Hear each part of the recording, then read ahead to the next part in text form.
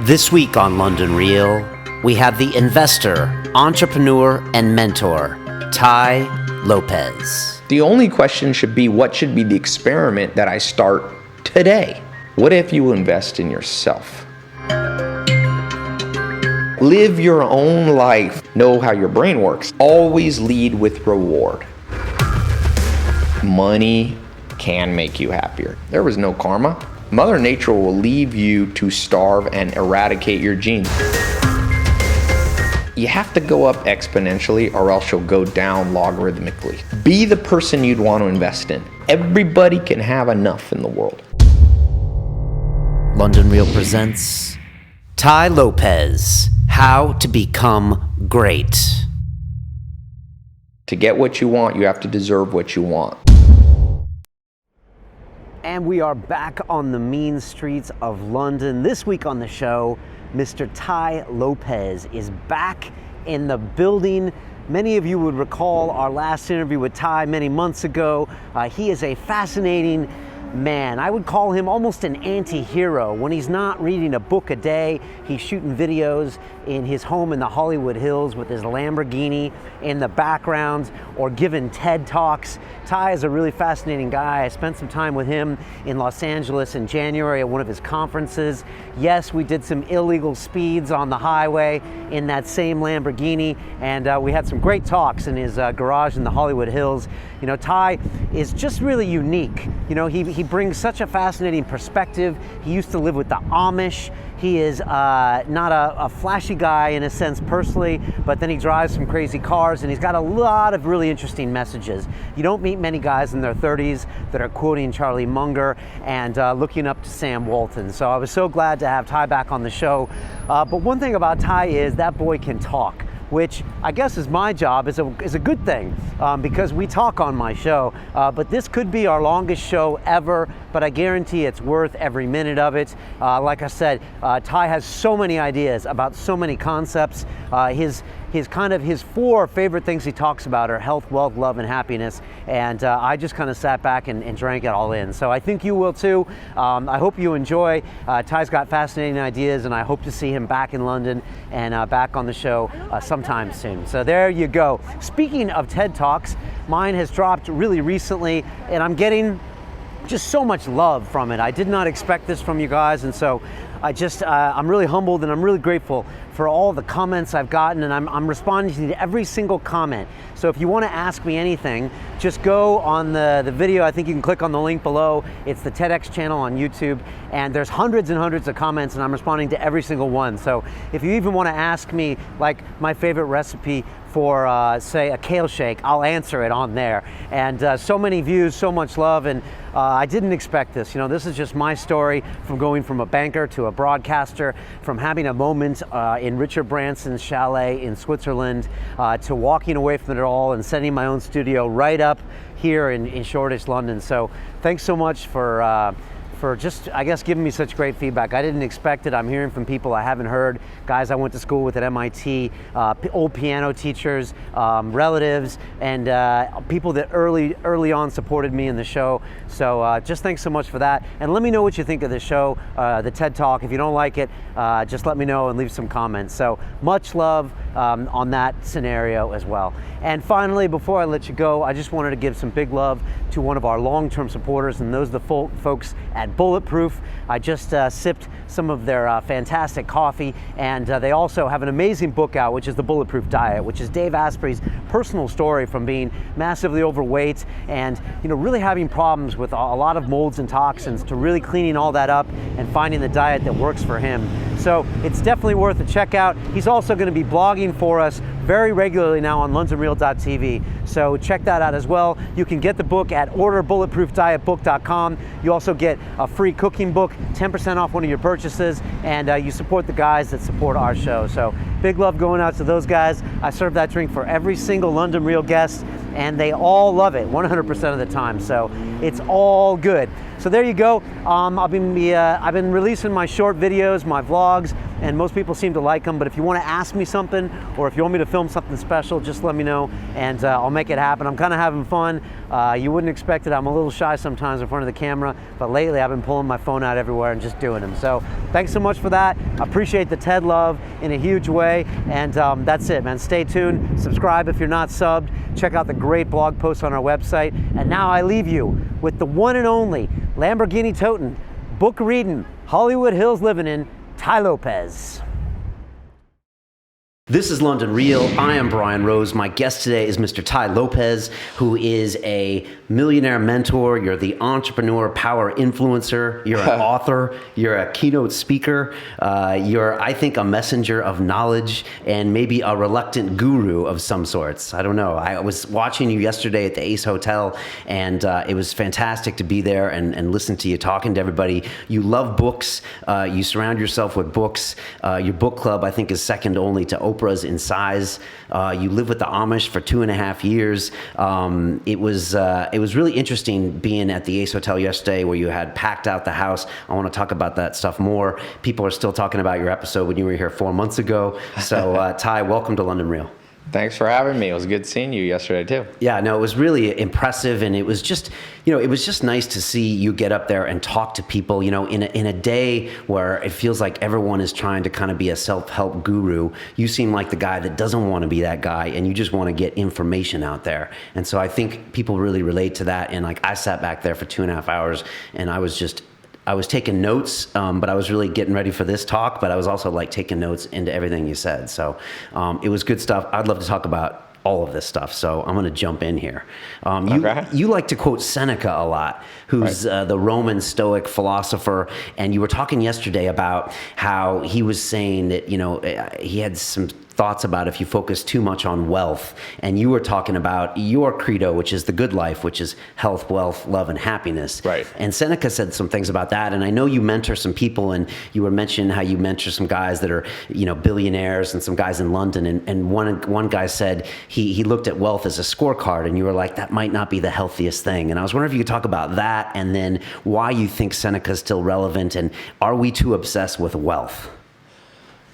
Well, I would say yes and no. I would say, so, I was talking yesterday about the 25 cognitive biases. Yeah. So our brain, especially when it comes to the conversation about money, one of the cognitive biases that really kicks in is either pain avoidance, which is the second most powerful cognitive bias, the scientists say, and then another one is delusion bias. So that's another, it's called pain avoiding. Charlie Munger calls it pain avoiding delusion. So when you bring up the subject of money, people generally go from one extreme to the other. Aristotle talked about the mean, the middle. That's where you find the answer. So I don't know that the world overemphasizes money. I think the world might overemphasize conspicuous consumption, which, the latest research is that money can make you happier. You can buy happiness with money. Daniel Kahneman, Princeton, Nobel Prize winning guys. This isn't pseudoscience saying there's a marginal, reaction in our brain to wealth. So I talk about this kind of pyramid of wealth in the world. You have at the very bottom Donald Trump debt. Donald Trump said at one point, I was $9.2 billion in debt. I walked past a homeless man and realized that homeless man was $9.2 billion wealthier than me. So then it goes from there into scarcity. So Kahneman says under $75,000 a year. Right, that's the point. That's the inflection point. Right, and then there's a marginal return, but it keeps going up between $1 million. Even at $10 million, you will get a bigger return in the happiness zone of your brain than $1 million. The thing is, though, and what the research and people sometimes forget this, is on the way to creating wealth, if you ostracize friends, if you end up lonely, that's a one step forward, two step backward situation. So when you talk to people want to always point to some anecdotal thing. Well, what about this guy that made a lot of money and hurt a lot of people? Well, what does that have to do with anything? There's a lot of poor people that hurt people too. So, in addition to the 25 cognitive biases I talk about, I'm starting to talk a lot about logical fallacies. And so in these logical fallacies, it's called one of the fallacies is the straw man fallacy, where we make a very poor argument for the opposition and then we beat it up. So, well, you're just saying money's all that matters. And nobody's arguing that. I don't know one wealthy person that would say, well, my health doesn't matter. I could just die and I wouldn't care. Of course people care about physical health. The problem that each of us face, that you face, that I face, is life is a juggling act. And you can only juggle so many balls. Like Confucius says, the man who chases 2 rabbits, ends up with none. But we really have to chase 4 rabbits. You have to chase physical health at the same time as you chase physical wealth. At the same time that you balance, Dunbar's number, this 150 social connections, people don't realize it's more than 150. The reason our brain is tuned in to this 150 number, this size of a village 75,000 years ago or 50,000 years ago, is that, and Matt Lieberman talks about this in Social, to connect with 150 people, it's not just you connecting to 150.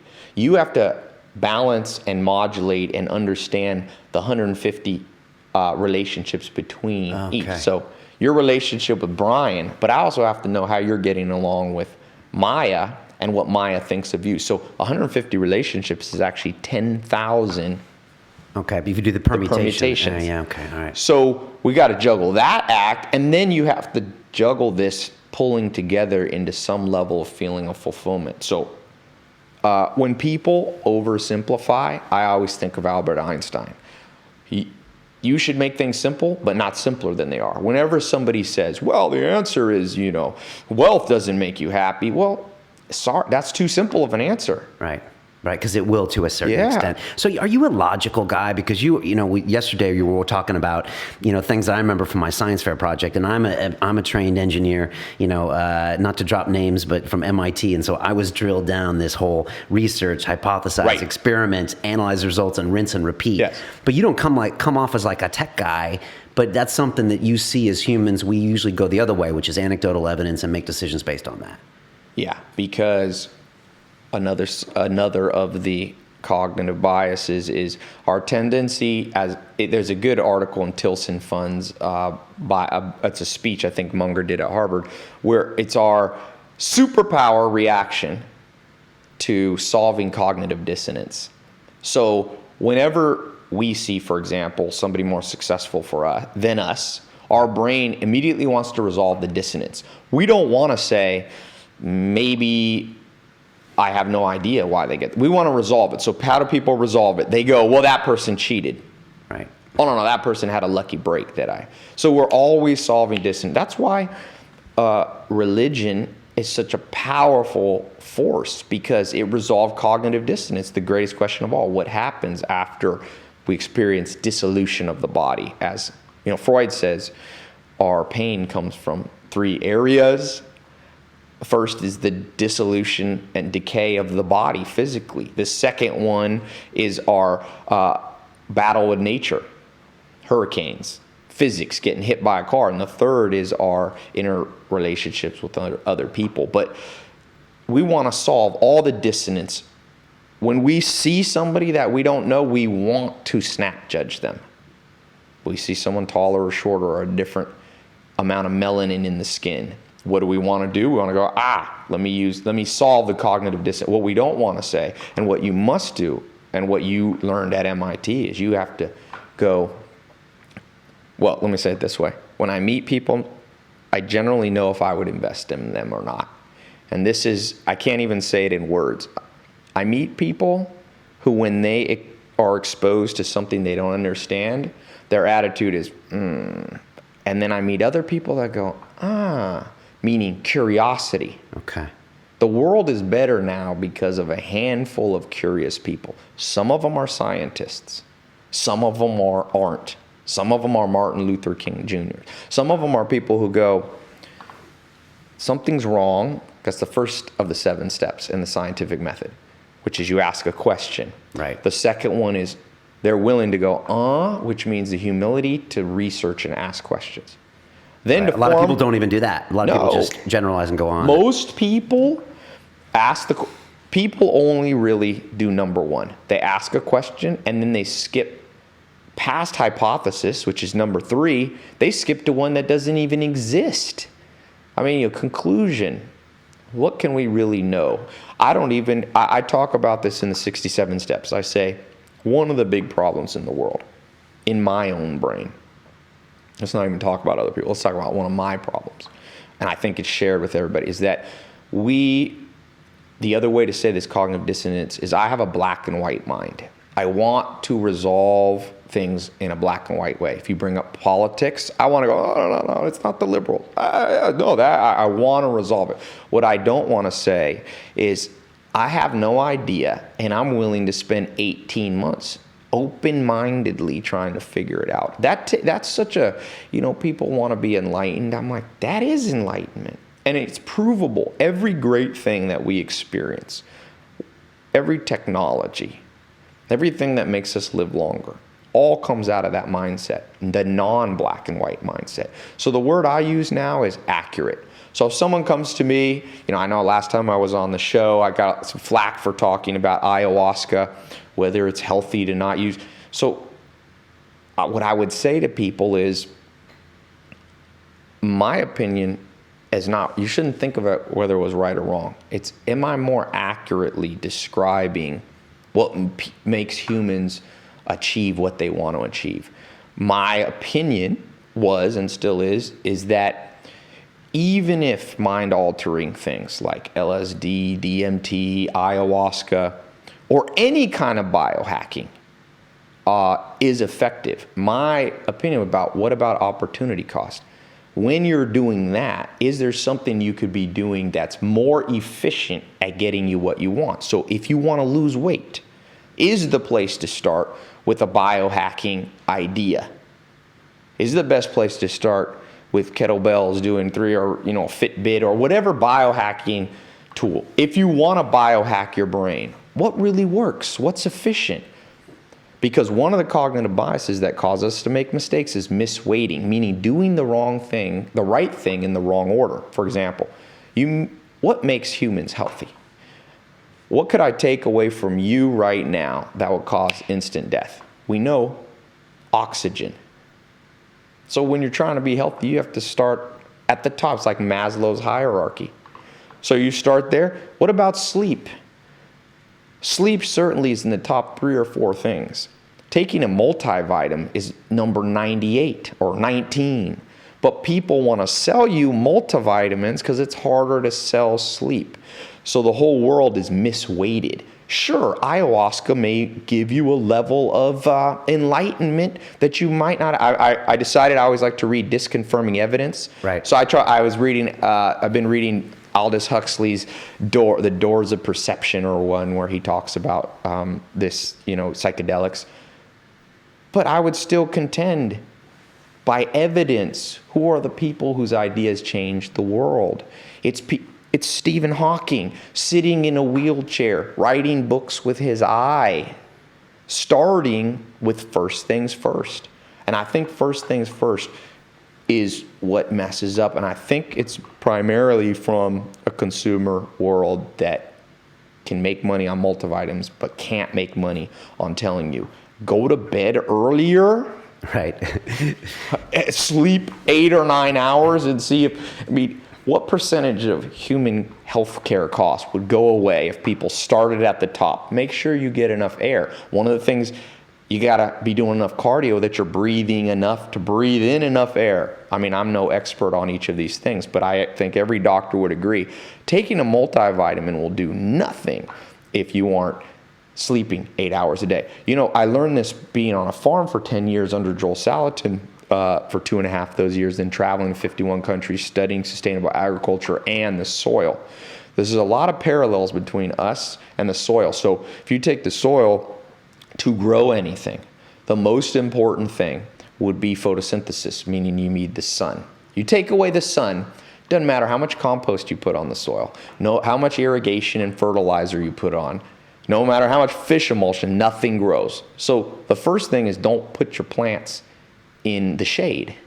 Almost nothing grows in the middle of a forest. So there's an echelon.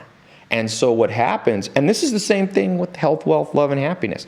The reason I talk about wealth is the fuel. In fact, I stopped using the word money. Call them fuel units.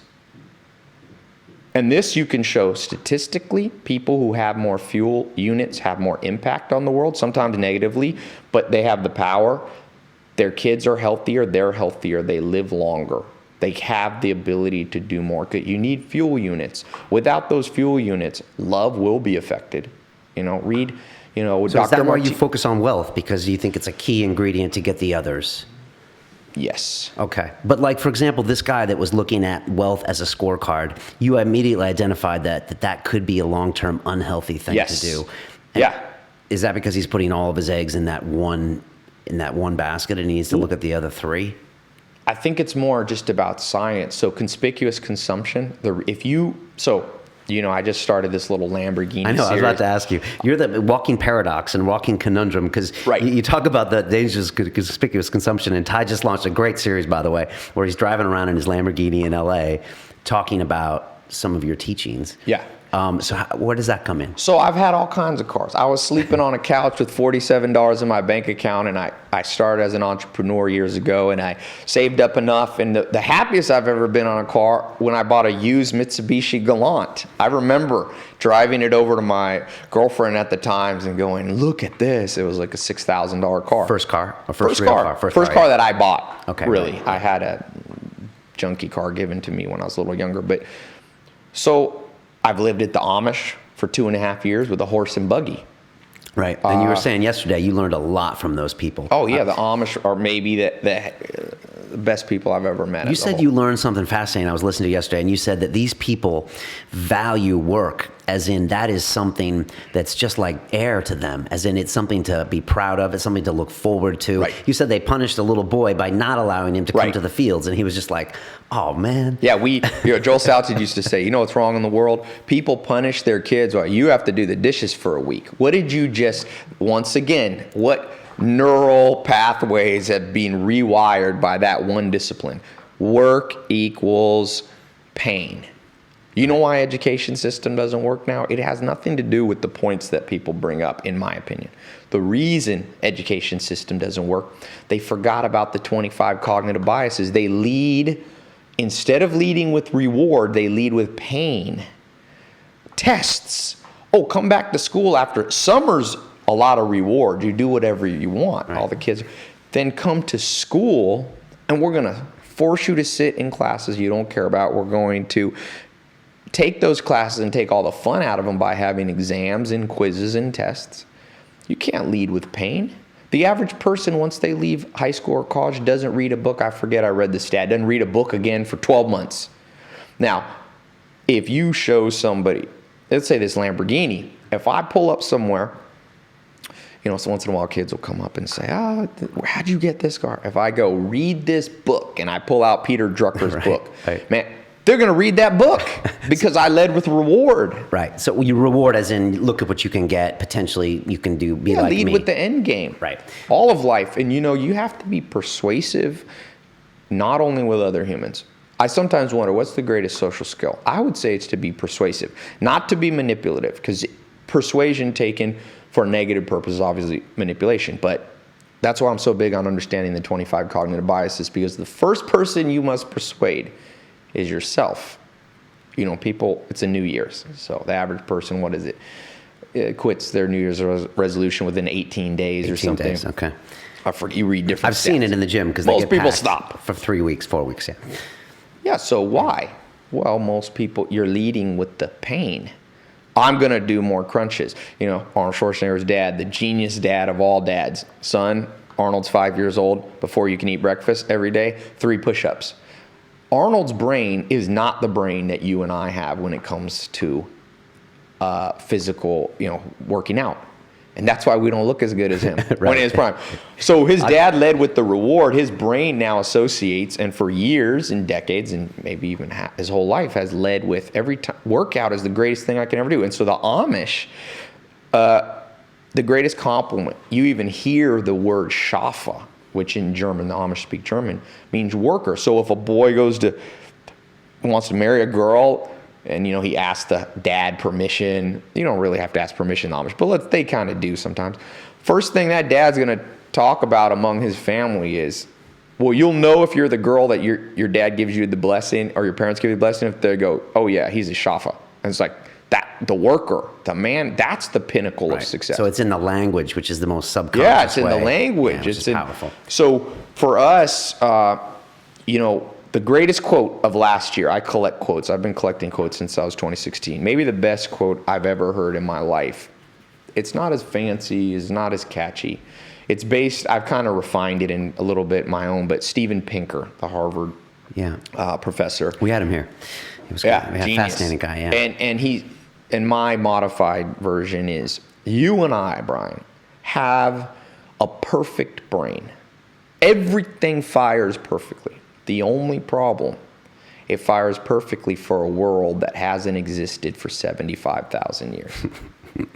So all our fears make sense when there's, saber-toothed tigers outside, when there's no electricity, when there's scarcity in the world. Right, and the same with our eating habits. All our eating habits. If you could design your own children now, you would remove the hunter-gatherer's first urge in food, which is to seek out honey. Dr. David Buss says, from the Hadzas in Tanzania to the Ashe in Paraguay to any tribe that he studied, they look for honey because it's a quick source of carbohydrate, energy. So we have a perfect brain for a world where you only can find honey every 6 months because it's so scarce. So if you could make your children, you would rewire every part of their brain. Right. And the core of what you really do is you try to deconstruct the human brain and just try to figure out what we're dealing with, and then try to understand it for what it is, right? That's kind of what the cognitive biases are about. Well, what I try to do, because I'm not as smart as Steven Pinker or Charlie Munger, if I would be remembered for anything, it's just a person that got people thinking about great ideas from experts. I'm no expert in everything, and in many ways I'm not an expert in that much, but I do know how to read. I do have the ability maybe to boil things down a little bit easy, but really I want to be a catalyst. Go read, sometimes people argue with me. I'm like, great. Go read Steven Pinker yourself, man. Go read Charlie Munger. I didn't make $1 billion, Charlie. I made some money in my day, but I didn't make $1 billion. Let me ask you about another Tai Lopez paradox. Joe Salatin, one of your mentors, said, those who can't do, teach. Yes. And now you're teaching. Yes. But I'm not really a teacher still. So what are you? That's what's fascinating about you, I'm Tai. a businessman. I like being in the trenches. I bought 2 companies this year. I like direct response. I like subscription-based businesses online. I've always been a B2C guy, so most of the businesses, I have my hand in various businesses, some as the primary lead, maybe the CEO, but other times now just as a board member, advisor, Joel Salatin used to say, the reason, sometimes people are like, I haven't heard of you, Tai. That's because I was in the trenches for a long time, and I also came from a group of mentors that poo-pooed people that were just teachers. He used to say, if you can't do, teach. If you can't teach, administrate. That was his line. So I don't know if I want to be a teacher. But you're producing lots of content. I look at now, you got webinars every day. You do videos from your home with your books. You got the book club. You produce a lot of content. Because I'll tell you why. And, we live in an abundant world. And this is one of the big things. We have a brain that still lives in a scarce world. Right. Okay. By the way, going back to your very first question, the reason most people have such an abrasive topic to talk about money is because people have the perfect brain to be skeptical about money, because money represents, in some level, scarcity, right? The definition of money is scarce resources. In-demand scarce resources. Okay, yeah. I've asked every professor that I've ever met, and that's the best I could get a common agreement on. In-demand scarce resources. That's why gold is more valuable than iron, because there's much less of it in the world, and it's in demand for its somewhat unnecessary reasons. But when it comes to money, at its core, if you printed too much money and made it not scarce, you would have mass inflation. Like when my grandma was young, she was born in 1918 Germany, post World War I, and they used to get, her dad was a doctor, would be paid in wheelbarrows of money that weren't worth any. You could burn them in the fireplace, she said. So we're always going to have scarcity. Whenever you talk about something scarce, the 75,000-year-old primal brain in us gets angry, why does that person, but it's not that way anymore. There's more wealth being created now. It's unbelievable. Right, because our concept with wealth has changed. I mean, we were talking about Jared Diamond's book, and I had him on the show, author of Guns, Germs, and Steel. Yes. And he was saying in Papua New Guinea, when you get a lot of money, he said, everyone comes over and moves in with you. Yes. And so he's like, that's the last Still thing. happens sometimes. It still happens. He was saying that's the last thing people want, because everyone comes over and wants it, and you have to share. Right. So, well, now what I think happens is you can go out and make your own. I tell people, if you want to listen to one thing I have to say about money, the bar is so low. The skill level is so low in the world right now. Even from those, I'm lucky enough now to spend a lot of time either as friends or business partners with some of the most successful business people. In fact, right before I came here, I was with a guy who just, in his 30s, just sold his company for $400 million or something, or actually more, but he's cashed out that much so far. He's sharp.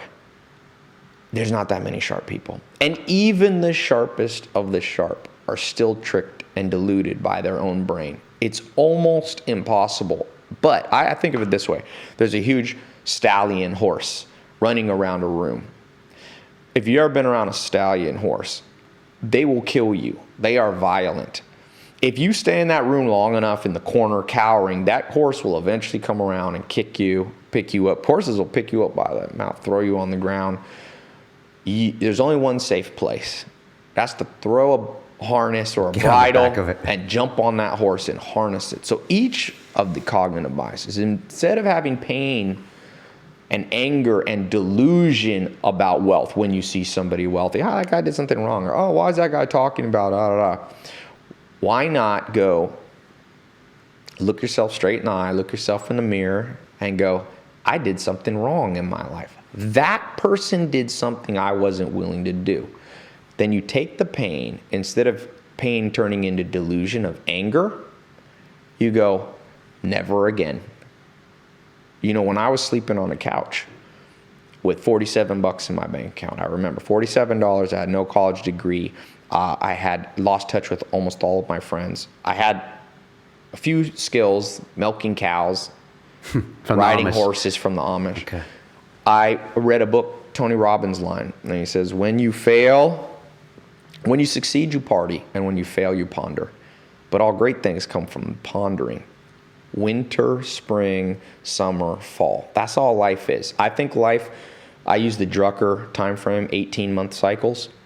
I think when you look yourself straight in the eye, honestly, and you never come out a winner until honestly you face the pain, you jump on the back of the horse, instead of it kicking you in the corner, you ride that horse right up the triangle, right out of debt into scarcity and right into financial independence, maybe to prosperity. And some people, not everybody needs to be a millionaire or a billionaire, but everybody can have enough in the world. Everybody can have enough. And the problem is, and the message to get there, people don't believe because it sounds fishy. You have to spend your way wealthy. Right. That's what people don't get. Let's talk about that. This is the abundance versus scarcity. It doesn't get talked about that much, but it's a concept that's been thrown out there before. But not in this way. There's there's various religions that talk about tithing your way rich and things like this. And I'll put it this way. I believe you should just run everything experience. I read a book a day and I tell people read more. People sometimes argue with me and I say, before you argue with me, did you ever try this as an experiment? You're coming from the black and white mind. You're sure I'm wrong. You're trying to solve the cognitive dissonance. Why don't you try what I'm saying? Worst case, you'll have a few books on your bookshelf unread. And what will happen when you run enough experiments, you'll be like Thomas Edison, who died one of the most important people in history, with 1,000 patents some of which are the basis of all the things we're using right now, the video camera. Right. He said, sometimes it took me 1,000 experiments to get a patent. 1,000 experiments times 1,000 patents is 1,000,000 experiments. You, Brian, you run 1,000,000 experiments in your business, you will be a wealthy man. Tai, you run 1,000,000, you'll have all the money you need. You don't need everything. So I've run this experiment. Now, my experience alone isn't enough to prove something. It's too anecdotal. But one thing you can start with is proceed with logic. We have everybody, even the dumbest person, has an incredibly powerful brain, more powerful than supercomputers. So what can you do with money? The average person in the United States, I read, saves about $2 out of every 100 they make. So they're spending. So there's only a couple things you can spend money on. Most people I know spend more than they make. Yeah, but even then, they're spending on credit cards. Yeah. So there's still it's a postponed spending of someone else's money, obviously. The payback's postponed. So you can save your money to find abundance. What's the problem with saving? Well, if you put your money under a mattress, the economy spends your money for you in the form of inflation and devaluation of your currency at the rate of 3 to 4%. That's why Will Durant, the Pulitzer Prize winner, says no wise person ever saves to be wealthy. Now, let me put a big caveat, a big disclaimer. You must save because you must save, as John Wooden says, for the rainy day. There is a purpose for just saving, either under a mattress, probably not the safe place. But if you put it in a bank, when you put your money in the bank, what do they pay you now? 1%? Then they spend your money in the form of using your cash, and they lend it out at 7 or 8% or whatever. When you put your money and get 1% in savings, the economy is still spending at 3%, let's say in inflation, you're still losing 2%. So the money's being spent. So the unarguable fact is that only spending creates wealth, but it doesn't always create wealth for you. Right. So when you put it in the bank, it doesn't create wealth for you. Your wealth is devalued. Now you could then say, I will invest in the stock market. And there's some level there. The average return of the average investor is probably about 6%. When you subtract fees and so on over time, you're back down to 5%. You don't invest in the stock market, I take it. Oh, I don't. It's not that. I don't think of it black and white like that. Right, okay. People black and white. I say, think about it this way. Every hammer you have is great as long as you're only confronted with nails. Second, you get confronted with screws or bolts, that hammer will become your worst ally. So when people black and white say, no, it's the stock market that create wealth. Well, I say, does it really? Anyone on the Forbes list from trading stocks? The answer is nobody. Not at the top. There's people that take controlling interest of stocks. There's occasional arbitrage George Soros people, but there's no people getting wealthy in their 401k. You can save, but there's not wealth created. Not big wealth there's creation. not prosperity. And how do you live in abundance then? Well, then you move to the second thing people do with you can do with your money is you can spend it on RRD spending, I call it, Okay. which is rust, rot, and depreciating things. So people pay rent. So you're spending and wealth is being created, but it's for the landlord. Now, I'm not saying you shouldn't have rent because sometimes it makes sense mathematically, but never get it twisted up in your mind in delusion that you're creating wealth for somebody. It might be a bank of the landowner, or so you can do RRD. You can spend on food is RRD, even though it's a necessary rust, rot, and depreciate. The value of the food you buy drops the second you walk out of the grocery store, and cars. And even though I got the Lamborghini, the value goes up because it's used for a business purpose. It will create much more value. So what everybody should be looking for in life is what a good investor looks for, 10x on their money. 10x in 7 to 10 years. Food obviously keeps you alive. But again, I just read a book on Tyson Foods, creating wealth for other people. Tyson's Monsanto, IBP, these big food packers and they're making. So that leaves us with the final question. If savings doesn't work and RRD spending only creates wealth for others, you're only left with one, I believe, and this is not a black and white, this is statistical, do the odds. What if you invest in yourself? Now, you spoke of Seneca in his book on the shortness of life. This is the resolution, the conclusion of that book. Most people never finish the whole book. But in the last chapter, he says, you can annex the wisdom and knowledge and experience of the world's greatest people. Annex, meaning suck it like a vacuum into you. He said, and this is a missed saying in that book. I've never heard anyone quote it. He said, it's as if they lived for you. So I heard a Bill Gates talk. Bill Gates said, sometimes I like to imagine that the whole world exists for me. And then he goes, and if it does, it's going pretty good so far. See, that's an abundant man. He realized abundance, and what he did is what Seneca said, annex the world for you. So you're watching this.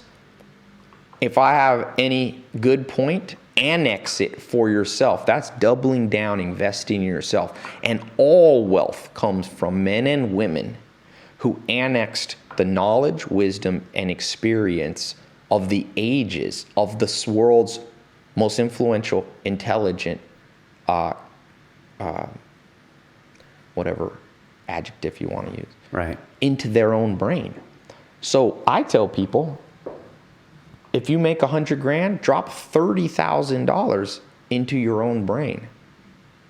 Now, everybody wants stuff for free. YouTube's good, it's for free. But sometimes you get what you pay for. So when I made, first business I ever did was with Joel Salatin. I don't think it was 50-50. I owned 20% or something. He put up the cash. I put up the work. I said, I'll work. A farm came for sale near Joel's, Duff Brown. And Joel, I overheard him talking to Duff, who said, I'll rent you my farm for free. I just want cattle and your sustainable agriculture and grass-fed beef cows there. And Joel said, sorry, Duff, I don't have anyone to do it. I don't have any time. And I said, that night at dinner, I lived with Joel for 2 years. I said, Joel, I'll do it. I was 18, I think. I'll do it. And he said, well, Ty, you work for me from 5 in the morning and you don't finish chores till 6 at night. I said, don't worry. I'll keep doing that 7 days a week for you. And then I'll get in my car, drive 45 minutes to that farm, and I'll put a flashlight helmet on and I'll take care of the cows. Now, Joel's a man who bootstrapped and came from nothing. So he likes it. By the way, if you're looking for a mentor, I got the best advice for you. People ask me how to get to mentor. Yeah. You have to invite and remind the mentor of what they were like when they were your age. Right. People love themselves. The greatest reward. So Joel Salatin, I'm not as great of a person as Joel, but he saw a twinkle in my eye and he said, okay, deal. And for 9 months I did that, and we sold the cattle at profit, and my cut, I used to think it was 15 grand, but I just saw it. I was just at Joel's for Thanksgiving and he said, no, Tyler, it's 12 grand. I took that 12 grand and I spent it traveling. I've been to 51 countries. I went all around the world. I went to Australia. I met a famous guy who invented permaculture named Bill Mollison in a small island of Tasmania. And I drove and I spent all my money. I ran out of money in New Zealand. But there's 2 things I've learned in my experiments that you can't go poor doing. One, I don't think you can go poor giving to charity. I've tried it. I tell my CFO, I'm like, let's give a little bit more, I never tell people the amount. I think you should do it inconspicuous. You should hide it. And you can't get poor giving to charity. I've tested it. The more I put the percentage up, the more you get back. I don't know why. I don't know if it's some esoteric thing. I think it could just be in a world of 7.3 billion people with tremendous social connection that eventually the word gets out and doors open up for you. Okay. But my CFO was like, we shouldn't do this much. And then the next month, I'm like, it's the best month we ever had. So that's one. But second, I am convinced you could make $100,000, go live at your parents', and take $60,000 and invest it in your own brain in the form of books, traveling to mentors, courses, seminars, everything, anything. Oh, you have a seminar? Donald Trump, you do a real estate seminar? Oh, the upgraded version is $50,000. See, most people go, he's trying to sell me on something. I've bought everything. I've spent, I have not tallied it up, but I'm sure it's millions. Not once have I felt ripped off, because if you have the ability, there's a great book by Steven Johnson called Where Good Ideas Come From. He talks about why Bill Gates goes on a reading vacation. The mass accumulation of knowledge in your brain creates what I call, he doesn't call this, a pinball effect. The ideas start bouncing off each other. So the difference between one book and reading one book in a month and reading 10 in a day would not be, or 1 in a day and 10 in a day, is not 10 times more knowledge. It's an exponential number. Right. In fact, James Altucher calls it idea sex, is what he calls it. Idea sex. Okay. Yeah. Well, As in there's multiple science ideas that will good breed. ideas.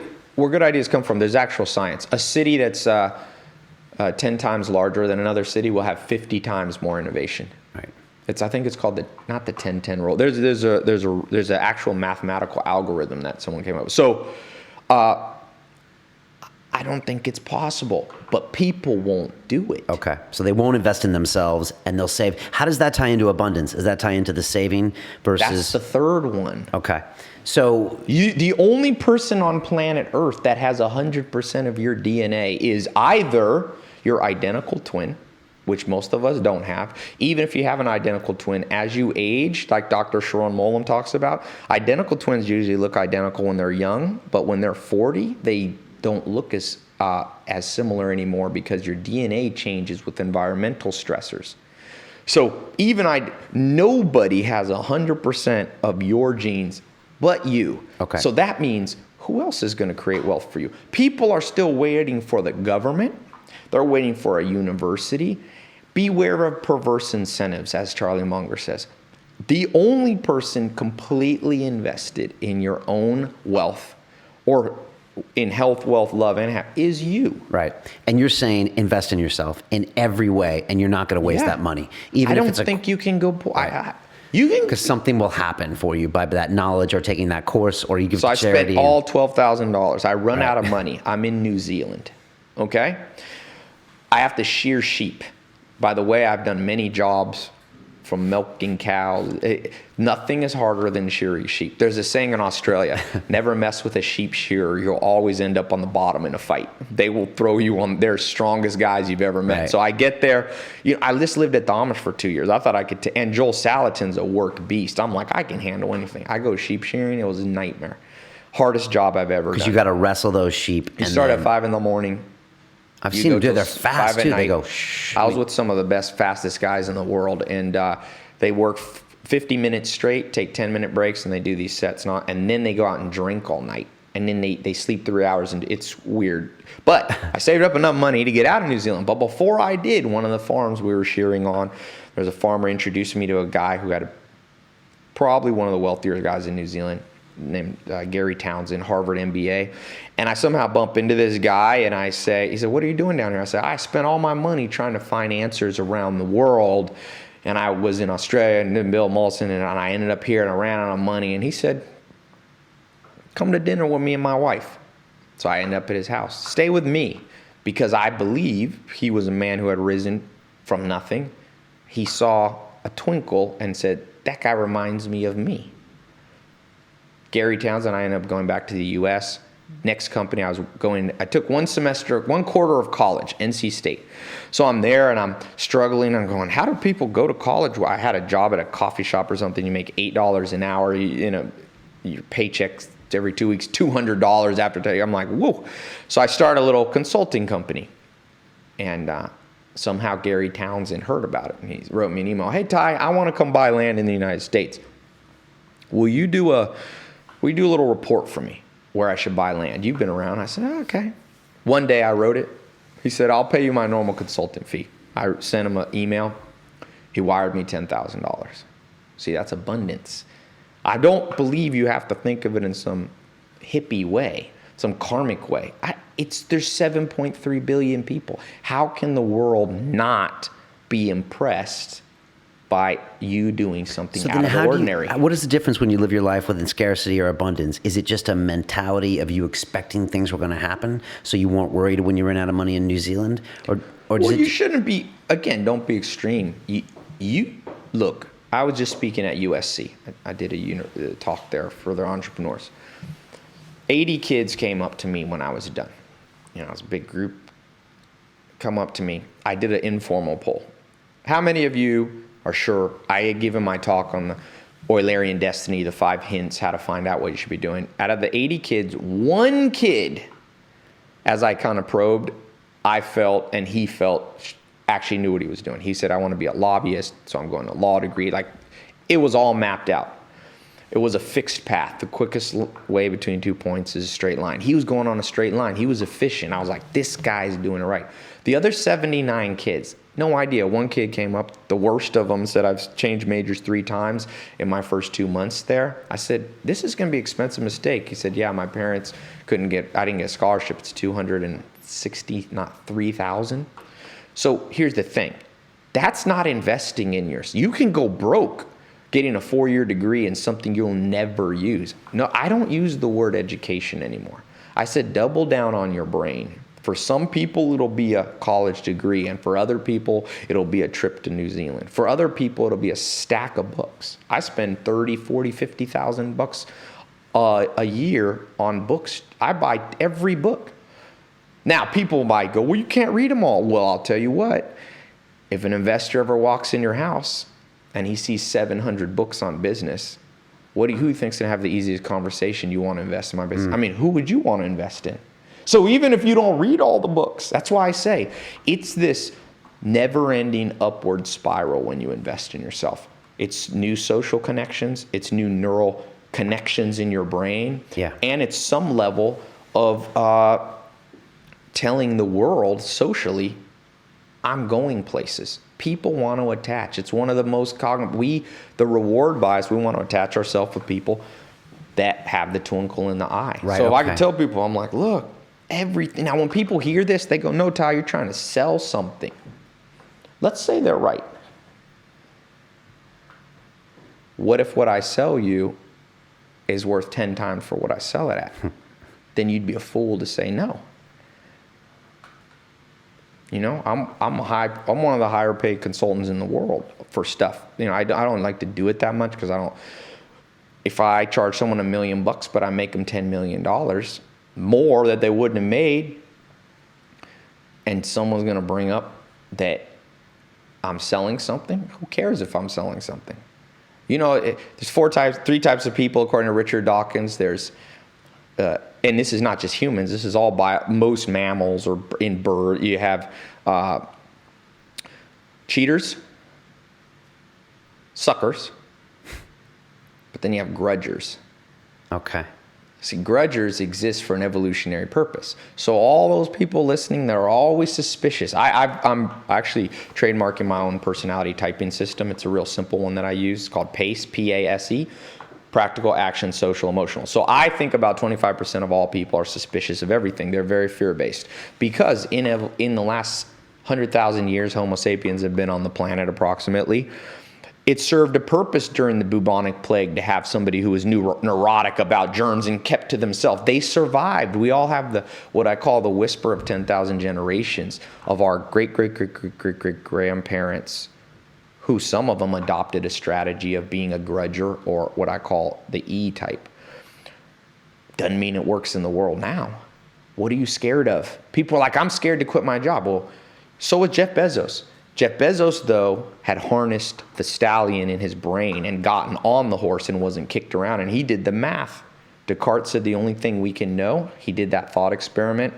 He threw out anything that he could possibly be in doubt. And he said, the only thing I was left with was math. This is what I can know for sure. So Jeff Bezos was a smart guy. He had a cushy job making a couple $100,000. Good book, The Everything Store. He says, yeah, I'm listening to it right now. He was a D.E. Shaw, which is, D.E. Shaw, making a couple $100,000, I think, in the 90s. Yeah. There's a lot of money. He does it. He says, what do I really have to fear? See, most people, if you lose that job, it's the end of the world because they're living in a world where there's saber-toothed tigers and no refrigeration. Right. And scarcity mentality, too. Well, that's the scarcity. Right. Okay. So our scarce brain is perfect, but not perfect for a world we live in now. So he did the math and he said, well, what if I just quit my job? Potentially I lose the $200,000. I can always come back to a job. I think he borrowed $70,000 from his parents. Yeah, something like that. So I'm $270 in. But what's the upside? I call it the RR formula of making decisions, risk return. So the reward side was, well, we know now $38 billion net worth. Right. But even if he failed, he said, I would eliminate the fear of regret that I'd have for the rest of my life if I never. So this is a man out of abundance. Right. Abundance. He said, there's no way I can lose. If I lose, I've gotten rid of regret. If the company fails, if I win, I have $38 billion. How can a man lose? 5 years old, you would have bet on Jeff Bezos. You read that when he was 5, that kid stood out. So everybody watching, speaking to myself, preaching to myself, be the person you'd want to invest in. I want to meet, I don't want to change. I teach, but I don't really care if I influence 1 billion people. I'm happy. I like the movie 300. You give me 300 people that think like Jeff Bezos, we'll take over the world. This is the only solution. You think government's going to solve? No. There's only 2 people that really care about you in life. Number 1 is yourself. Number 2 is your allies. You have 2 types of allies. You have genetic allies. Your mom would jump in front of a car for you, not because she loves you, and people get mad about this. Sure, she feels at a conscious level love, but as Freud says, the mind is like an iceberg. 90% is below, the subconscious. Your mom sees 50% of her DNA at stake, and if she can make a better bet because she's old and you're younger, she'll bet on that 50% DNA that's young better than her 100%. So you have the genetic allies, family, but you also have... It's not love. It's self-interest they're doing. Yeah, I mean, it's a semantical point, right? So some people want to argue, no, that's real love. Okay, semantics, right. Like Wittgenstein talked about words. If a lion could speak, we wouldn't understand what he'd say, right? So semantics, I hate semantic conversations. But when it comes to your other allies, who in many ways will be better allies for you. Family... My grandfather was a psychoanalyst, came from Germany, fled World War II, and he used to tell my grandma, parents are often the worst thing for their children.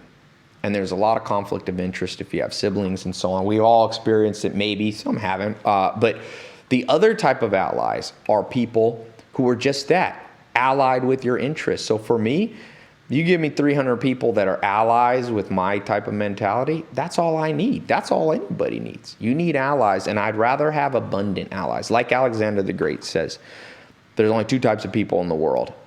One conquers their fear, and the second doesn't and suffers and dies. We all die, but one suffers along the way. I like the Jeff Bezos. I like the Oprah. Oprah said, yeah, I grew up with people that didn't have even though they were family, sexually abused, tremendous poverty. Of course, the government didn't care about her. The government's run by humans that don't care. They care about themselves and their allies.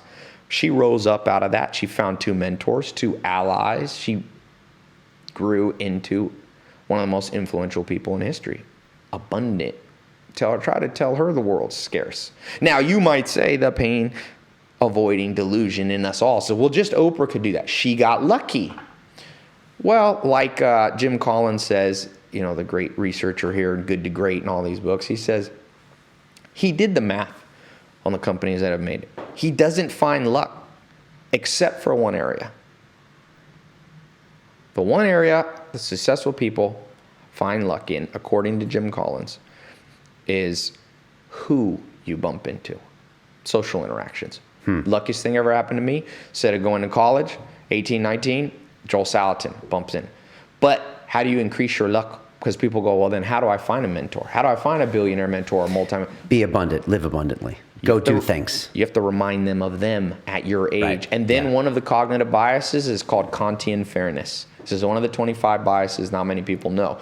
What Kantian fairness means is it's the reason we stand in line. If you're watching this and you're a 6'4" guy, you're a big, strong guy, and you go to a Starbucks and there's a little old grandma in front of you, you don't cut in front of her. You could.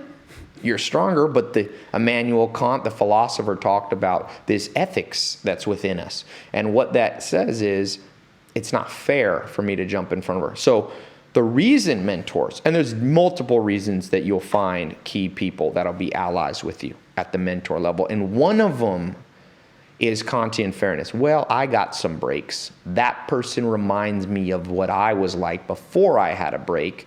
Let me lend a hand. And that's a powerful cognitive bias that will allow you to gain access. Yeah, I didn't realize it until I got a little bit older, and then I saw the younger guys that kind of gave me that twinkle, and I was like, I got it. Now I understand. Because I didn't realize when I was younger, I didn't understand the cognitive bias. I was like, why would this big media mogul take time out of his day to help me? There's no obvious, impact for him, but it's that. But you had to be, in the 67 steps. It's this 67. It takes, University College London says it takes 66 days to change a habit. I added one for good luck, and I recorded 67 videos, one a day. I started these all. I always start these all to train the CEOs of the companies that I buy. I want to install my own CEOs and staff and stuff. So I built this for them. Because I've seen your 67 steps. Yeah, on the I made website. it public. And I'm always curious about it because you can't get a lot of information about. Like, I don't even know what it's about. I mean, I didn't know it was 67 days until you told me. Yeah, and I didn't know that was one more than the number of days to form a habit. I didn't like. One of my CEOs was like, "Don't call it 66.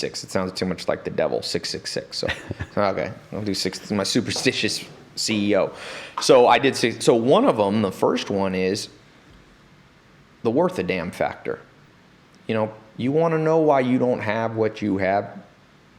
It's because, as Charlie Munger says, to get what you want, you have to deserve what you want. The world's not yet a crazy enough place to reward a whole bunch of undeserving people.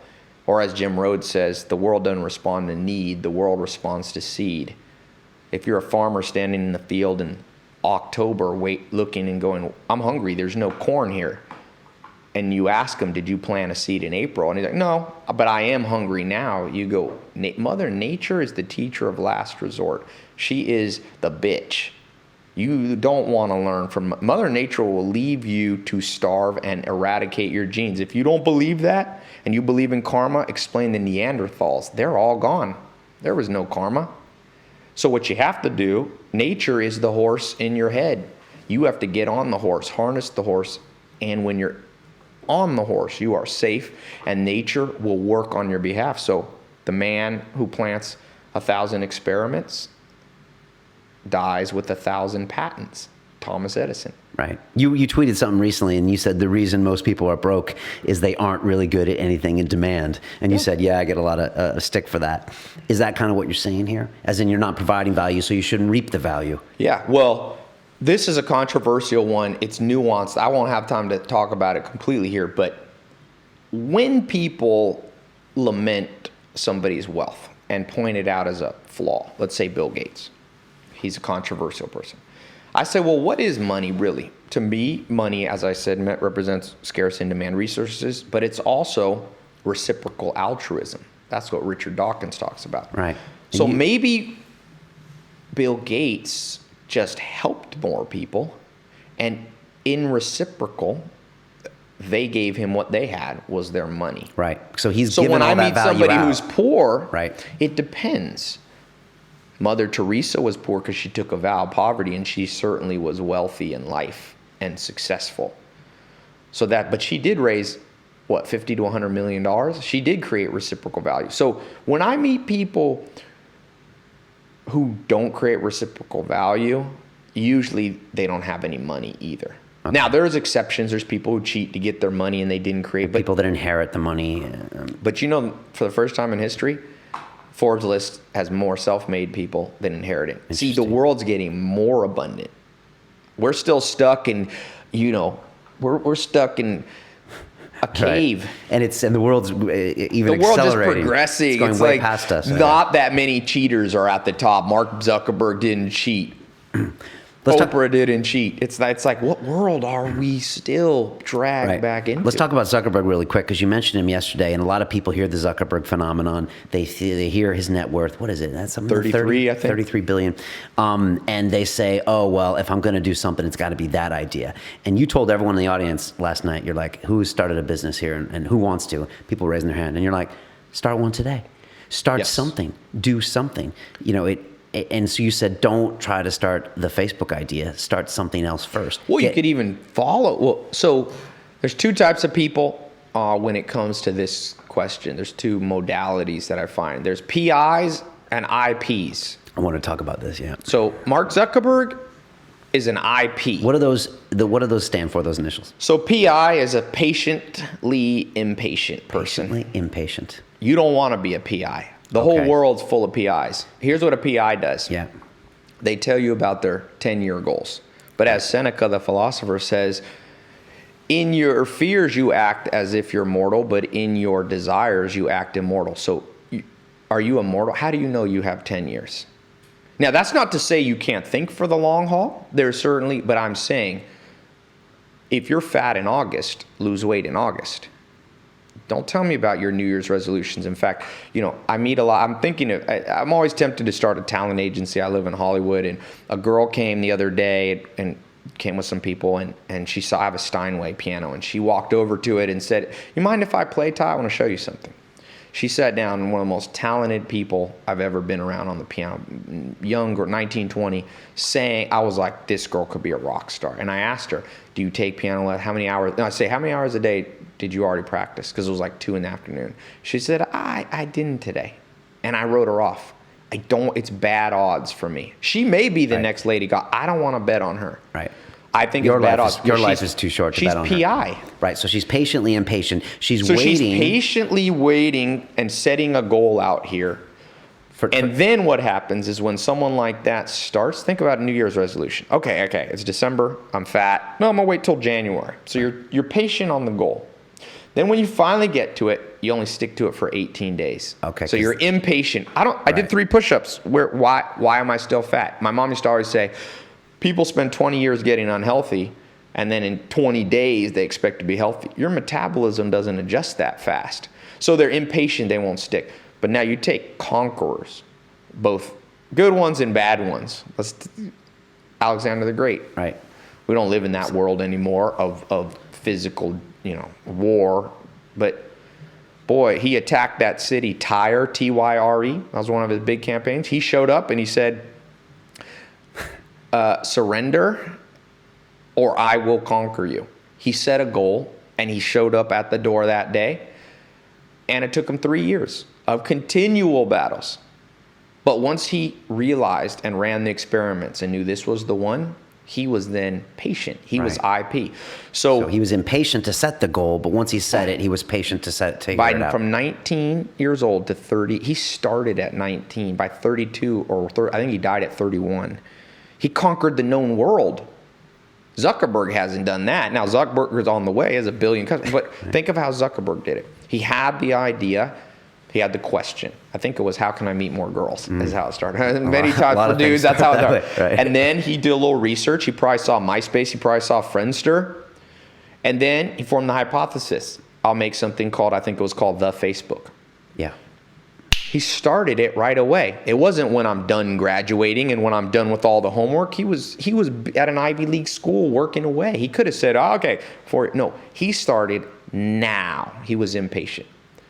But once he saw the experiment, because the next steps are observe, analyze, peer review. Once he saw he had traction, he's never stopped. When he was offered $1 billion to stop, said, no, I'm patient. Right. And now we know the end of that. He's really the wealthiest person alive if you do the time value of money. To have $33 billion at 28 right, or 30 or whatever is more than Carlos Slim at 60 or 70 having 50 or 60 billion or whatever. So right, this is the recipe that works, and most of us are just PIs. We always have the goal. You can smell it right away when people start talking, because they'll start telling you about why they're not doing something. Yeah. Or I'm waiting for this, or no one's called me, or you can even tell in the tone of the voice sometimes, right? So it's fear. And body language. Yeah, it's fear. Usually fear. A great story of Alexander the Great. He climbed up a wall with the war tower with his whole army, his bodyguard, his army. He gets to the top of the castle. He jumps out. He always led with his four bodyguards. And the scaffolding, the tower collapsed behind him. All of the army coming with him fell to the bottom. So he jumped over the castle expecting to have an army behind him. He's there confronting the whole enemy. He turns around. It's 3 guys with him. Now, what would most of us do? Most of us was better at that time. To be captured was to be tortured, crucified, skinned alive, burned. So most people would have just jumped off of the castle and just committed suicide. Alexander the Great did something. He has conquered his fear. He said, charge. He and 3 people charged the whole city defense. Now, it happened to work because they thought it was probably a trick. If you saw 4 people running at you and you're 200, you would think it's a decoy. So he went in slashing. Now his three men were killed, bodyguards, but he survived, and they fought long enough that his army brought a new war tower, and he came over and he conquered that city. You must conquer your fear. And the thing is, in an abundant world, what do you fear? You ever seen someone in the Western world die of starvation? Right. I've seen it in India. I went to India once. I went in where I was staying. There's all these beggars. I didn't give one money because I'm like, oh, I'll be fine. In the morning, he had died of starvation. But that's India. If you live in the United States, Canada, and Western Europe, and even India is not as much like that anymore.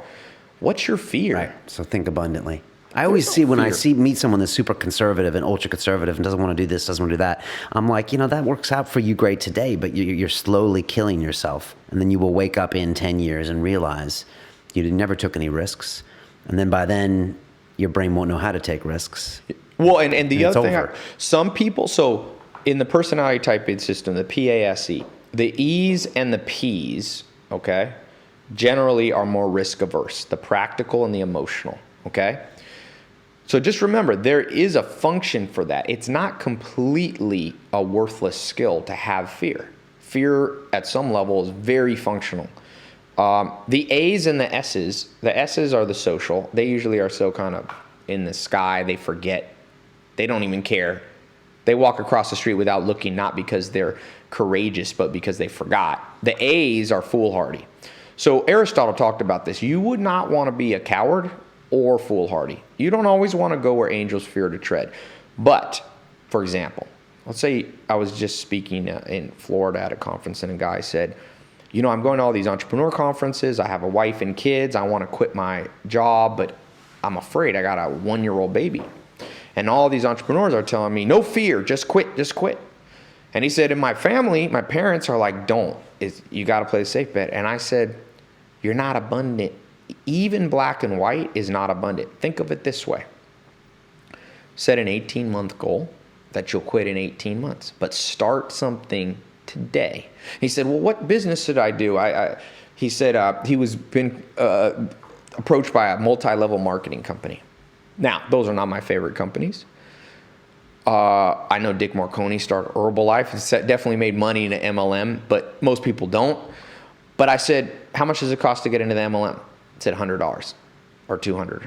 I said, why not do it now? Join the MLM, because do you think you'll cut your teeth and learn a little bit about entrepreneurialism by being around all these other entrepreneurs? Will you get a 10x in 10 years? Will that $200 you invest in this hokey MLM make you $2,000 worth of value and doubling down on your brain? Of course it will.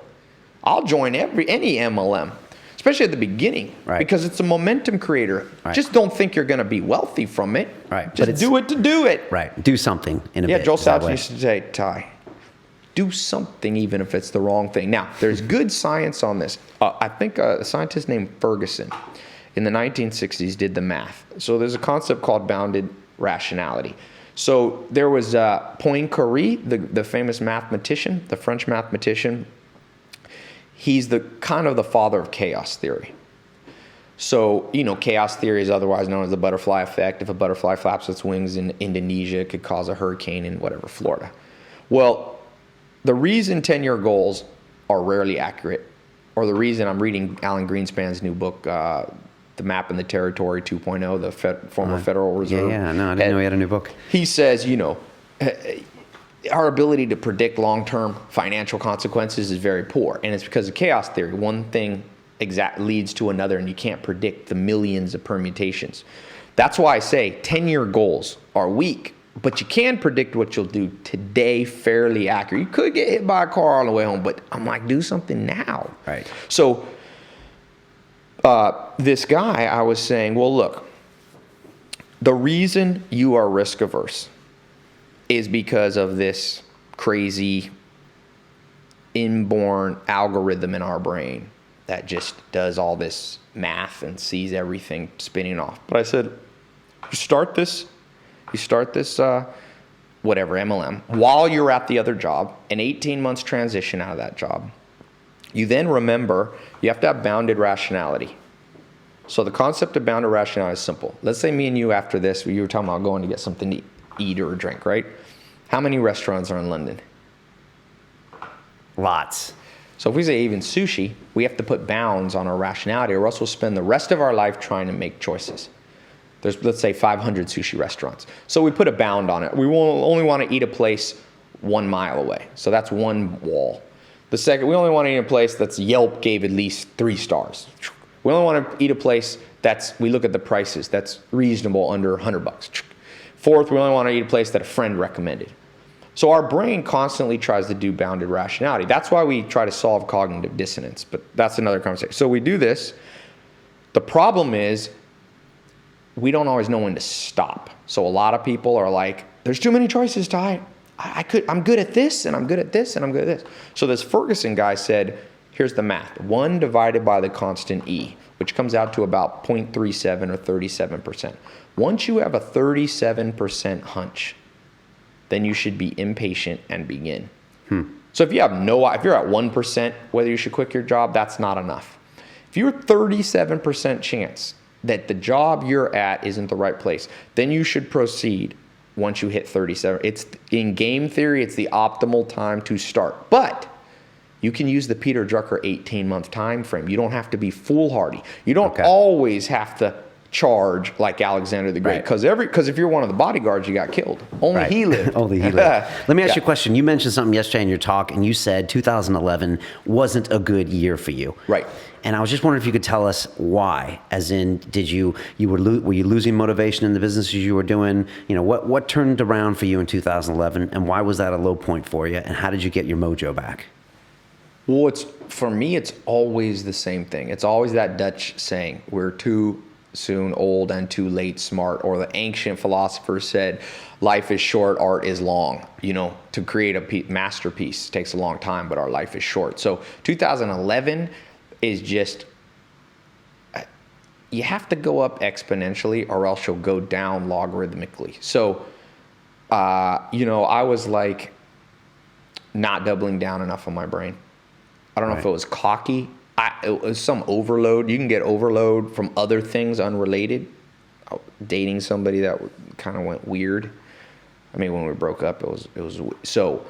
The second, in a world of 7.3 billion people who want the same scarce resources as you, even though it's abundant. I thought it was abundant. No, okay. So here's the good thing. I know somebody's on the right track when their conversation is full of oxymorons. When they say to me, Tai, life is short, so I got to start today. But they also say to me, well, statistically, I'm probably going to live till 80, so I can invest in this investment and not make money today, but make it in the long run. See, that doesn't make sense to the unsophisticated mind. That doesn't make sense to the oversimplified mind. You don't want to have a simplified mind. You meet smart people, and this is what's bad about politics. Politicians are stonewalled or criticized for throwing out, well, I'm kind of this and kind of that. It's like, no, stick to your point, because people want to embrace people who are delusional. The world's not black and white. Do you honestly think that the world will be saved with pacifism? Now, the Amish are pacifists. Mahatma Gandhi was a pacifist. Martin Luther King certainly accomplished something with nonviolence, but like Steven Pinker says, I used to be an anarchist, and my parents told me in Canada, no, you don't want an anarchic society. And he said, no, you're wrong. That's the way. That's the black and white way. And she said, then the police had a strike in Canada. I think it was in the 60s. And it went to hell in a handbasket. It went to like LA riots and Rodney King time.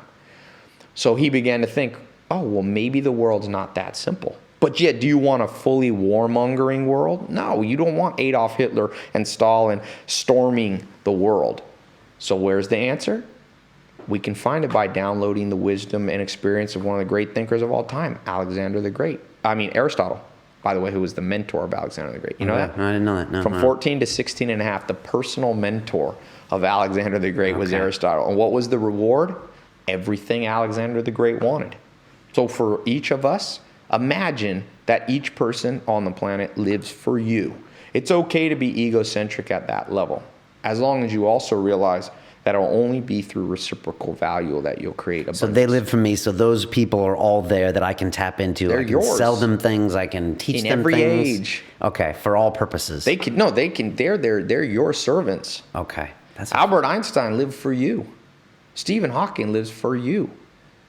What do you think? The physics that got me here in an airplane, who do you think? That was somebody working for me.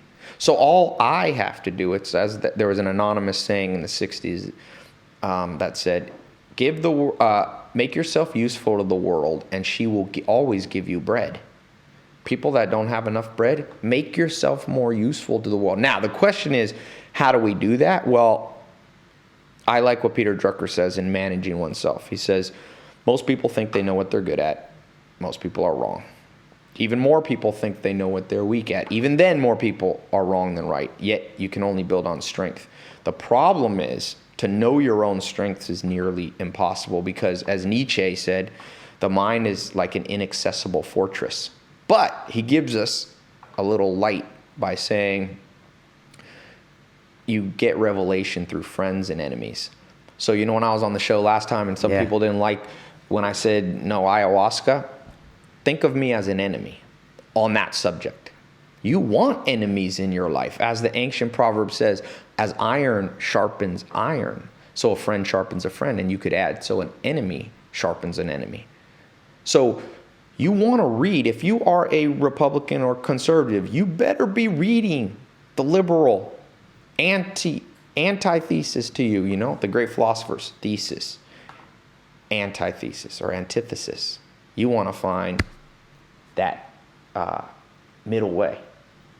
Synthesis, that's what they called it. Thesis, So I try to read. I read Aldous Huxley, Doors of Perception. Right. I'm happy with that because that is the mark of somebody going somewhere. You could say a refined mind. I don't know if it's that. But remember, to do that, you have to overcome the fear that you might be wrong. I like the saying that you should not, you're Charlie Munger, you're not allowed to hold any belief that you can't argue better than the other side. And now people are opposed to this. No, Tai, the world has moved forward through men and women of conviction. No, it's not. As Nietzsche said, convictions are greater enemies of the truth than lies. You know, everybody who blew themselves up in 9/11, all the terrorists, they had conviction. In fact, they had more conviction than you and I about anything. If you're willing to blow yourself up for something, that proof's in the pudding. Talk is cheap. They had conviction. But who cares? I don't value people's convictions. We should only value accuracy. I don't even use the word truth. It's hard to know what's exactly true. And you value people who seem to constantly contradict themselves because you think it means they have an active mind. They have a mind that's constantly testing their own theses. And they're going through the 7-step scientific, they're redoing the hypothesis. They're doing it in real time. So all you do is go back around. I mean, imagine going, when you break your arm, I broke my ankle, you go to that doctor, you're like, thank God this guy's not proceeding from conviction. What if his conviction was mom has told him put a comfrey leaf herbal poultice on the leg? No, you want and medicine, when you break your leg, it's continually refining and getting better and better through the 7-step science. Right. What are the 7 steps quickly so I know? Ask a question, research, form a hypothesis, test the hypothesis, observe, which is hard.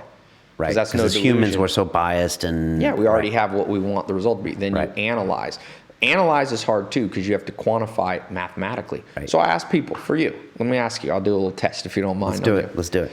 The good life test, I call it. Okay. When you woke up this morning on a 1 to 10, tap dance factor. Right. Warren Buffett says I'm 84. Yeah. You know, and I tap dance to work every day. What's your tap dance factor? I'm at like an 8 right now. But there were people raising their hands at 10 yesterday. A few. Sometimes they're the delusional ones, though. That's all your problem. I'm an 8 right now, but I've definitely been at a 2, and a lot of my life I've probably been at 5 or 6. So on career, I was specifically talking about. Oh, on career. Money making. Let's start with that one. Oh, money making. I get from money making, career money making are different from me. Well, let's money make what you have to do to put bread on. You're not going to build your own house, and you didn't make that suit, and you didn't pay. You don't generate the electricity here, so you got to have freedom units to exchange with other people. So that whatever, let's call it money making. I'm going to give it a 6. Okay, 6. So that's the pillar, the 4 pillars. That's wealth, health. When you stand in front of the mirror naked, then you look at yourself. So a 10 would be, I've maxed out the best I could do for now. What do you feel? I'm an 8. Okay, an 8. When it comes to love, that's friend, family, and romance, social connection. 1 through 10? I think it could be better, so I'm going to say 7. Okay. When it comes to just this feeling of I'm fulfilled. I would say 7 again. Okay, so if you add those up, what is 2 7s, a 6, and an 8? Yeah, on an average 7. So that's the quantify, analyze the part of life. So that means if you average those, it's about a 7. So that's your life. How many people, though, want a 7? Right. So then you got to go to the last step, which is tough. Tough. That's the peer review. Right. That's where Nietzsche said, your mind's an inaccessible fortress except for friends and enemies. So you must find your enemies. That's disconfirming evidence. Probably the greatest thinker, or the most influential, even though he's controversial, is Charles Darwin. I read a book, a salon of the greatest Nobel Prize winners, and it was everybody asking who's been the most important person in humanity. And they generally agreed that Darwin. Not, even if you don't believe in evolution, when you go to the hospital, agriculture, it's all based on this theory of selection. So Darwin was the king of trying to prove himself wrong. That's all he did. I try to do that. I try to prove myself wrong. I want to, book a day. I'm reading a book right now that talks about, it's another Stephen Johnson one, talking about why the world isn't bad, why we're better off because there's TV and video games. I rail against that, and I read it, and it's funny, I feel the fear come out of me. Oh, well, then I'm going to have to admit to everybody that I was wrong, but who cares? 100 years from now, nobody will remember me. If I have to go back on my YouTube videos and say, oh, no, it's all wrong, we should all just be watching TV and play Grand Theft Auto, who cares? Right. So this is when you have to go out of your head and go to your enemies and find out what they're saying about you. Yes, because friends won't always tell you the truth. Allies, but sometimes allies will. Right. Now, the reason, going back to this, we have the perfect mind. I have the perfect mind. You do. But for a world that doesn't exist. We used to be in clans that were very small, 150 maybe in a village, but even before then, you might have been, some of these, when we find archaeological remains you read about, there was groups of 6 or 8 or 10 people. So if you lost one friend, if one friend saw, oh, that guy Tai, he's kind of a moron, you lost 1/8 or 1/7 of your allies. So we're hyper attuned to anything that could lose us even one ally. You're driving and someone gets mad and they flick you off. Okay, I live in LA, there's 13 million people. I'll never see that person again, but my cortisol goes up, right. My testosterone, because my brain's working perfect for the world where I had 8 allies and I now lost one. Right. So that's why that could be the guy that hunts and brings your food. Yeah, that's why we have pride and we stick to our beliefs all the way. One of my family members, I won't say who, he decided he was a pro athlete, top boxer, great shape. Somehow he skipped all the steps of the scientific research and just went straight to, I am a fruitarian. Now, I was like, I'm just eating bananas and this and this. So he does it, and I didn't see him for a month later. I see him. He looks like hell. He smells weird. His muscles were going, the tone was going away. And I'm thinking, are you observing this test? Now, he didn't see it as a test. He was trying to resolve cognitive dissonance, bounded rationality. He didn't want to think through all the health options there. So that's why I read that great book, Diet Cults. Have you read Diet Cults? No. Oh, what a good book. Yeah. And he talks about it.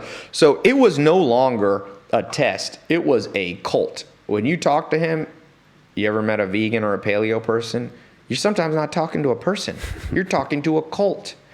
Now, I'm not saying veganism is accurate or inaccurate or paleo. I'm not attacking those. But I said, look, observe. Then he should have gone to quantify. He should have measured his biceps. He was losing muscle tone. I could see it. Then the last one he forgot was peer review. I tried to do it for him. I asked a doctor friend of mine, and he said, oh, man, every fruitarian I've ever dealt that stayed with fruitarian for a long time had serious dental problems and other health problems. But he didn't want to hear because his brain was working perfectly for 75,000-year-old world. So he was going, if I admit I'm wrong, that makes me, I lose face. Dr. David Buss, if you've ever read his textbook, Evolutionary Psychology, has one of the most important sections for any human to ever read is Dr. David Buss' textbook, where he talks about the adaptation and evolution of our self-esteem. And it really goes back to the fear of being ostracized. And so instead of going, oh, no one here is going to ostracize me, it was a cult. And now that's why I say most humans are zombies chasing mirages. To me, he was crossing, and I've done this in 2011. I think I became a zombie. Because you weren't doubling down on yourself. And because I became too attached to my ideas. Right. So you get caught up in your dogma and you think I'm doing this path is going to get me this happiness. And when you arrive there, you're just like, what did I just do? It's usually not being humble enough. I think at the core for most of us, because the 7-step. Now, Which means you're not conducting peer review. Is that a symbol of not or going through, or not seeing everything as a hypothesis. Okay. Look, if you want to know what you should do with your life, that's a bad question. The only question should be, what should be the experiment that I start today? Right. You run 1,000 experiments with your career. Now, you don't necessarily, I'm just using that from Thomas Edison. You don't necessarily need 1,000 experiments. But you sure as heck need 10. You need 10 this year. You can run them simultaneously or sequentially. Doesn't matter, but you should run them. There is no question of should you start. I believe an experiment every human should run is how to cut your waistline. That's probably the most, if you had to narrow down health, the one, I always look, just a you want to have metric. you want to have some KPI, some key performance. So you got to run that experiment. Now, the problem is what happens with us, multiple cognitive biases kick in, especially misweighting, especially availability bias. So availability bias means, and I talked a little bit about this on the last show, whatever is, the average person marries from either two places. Dr. Martina Adshade, she's an economist that studies love now. She wrote a book, Dollars and Sex, I think it's called. So she ranks in there successful marriage sources. So the most successful place is a childhood friend. So the Amish have very low divorce, and they almost always marry somebody they were in a one-room schoolroom since they were in first grade. Or 1 degree or 2 degrees of separation from somebody, like somebody you've known for a long time. Because then you don't wake up after you're married 3 years and go, I don't even know this person, totally different. If you've been with them 10, 15, 20 years, you know who they are. So the second common source of marriage is work. Now that's, according to her, is a statistically fair, in fact, online dating has more successful marriages than meeting at work. Think about it. Availability bias means, I see this person all the time. Okay, might as well, and you end up dating. Doesn't mean they're a personality psychometric match with you, personality type. No. We just do it because it's more available. And that's a bias. Oh, absolute bias. Okay. You walk in, I always tell the story, you walk in Barnes & Noble, you go into Barnes & Noble, what books are on the front? Well, two things. Beware of perverse incentive, reward bias, media bias. They're going to sell you the books that they think will sell and make them the most reward, the most freedom units for Brookstones or Barnes & Noble. And they're paying to be in the front too. They won't put, if you're a business, I use availability bias. I just say, I was doing a talk in LA at the convention center. I think there's 600 or 700 entrepreneurs there. I said, how many people read, Jim Collins or Tim Ferriss or Lean Startup? And those 3 books, basically everyone I read. And I always bring my little Sam Walton book, and I say, hey, how many people read this $5 paperback made in America? 0. I said, you know why? Because Amazon and Barnes & Noble hadn't figured out how to make money off a junky-looking book with a hat of Sam Walton for $5. There's no money in it. So it was written 30 years ago, so it's not new. That's probably some other bias. The man made $160,000 million. I read that book. After I told you? Or no, like 10 years ago I read it. Good. You are ahead of it. Well, that's probably why you're successful. The ability to not be manipulated by people who don't have your best interests at heart. That's why I said, I'm not ever worried about some people not agreeing with me. I only need 300 people. Right. And that's a lot of people if you can find those allies. Yeah. Let's 150 maybe. 150, yeah. Even probably 30 would go pretty strong. Let's talk about cognitive biases really quick. I know we can't get into all 25. Right. Last time you were here, you touched them, and I don't even think I understood. But, can we talk about the top 5? And some of them you talked about: reward, availability, reciprocity is a powerful one. But to people that don't understand, I mean, these are ways that our brain is actually miswired to give us things that aren't. No, don't say, I used to say that. Miswired. Okay, yeah, sorry. Don't say miswired. Sorry. It's not making the rational decision. They're perfect for a world that doesn't exist anymore. But for this world... Sorry to be rude and interrupt. Okay, they don't make a scientifically rational decision that a computer would make. Yeah, And or that- even not, I mean, some emotion is okay in a decision. Okay, but it can be a hugely irrational thing. Just think about this. It's inaccurate for the goal stated. So let's say someone states to me, I ask people, look, if your goal is to be Hugh Hefner, there's a different set of efficient, accurate decisions you need to make than if your goal is to be Muhammad Ali or, Charles Darwin. So first, you must define the goal.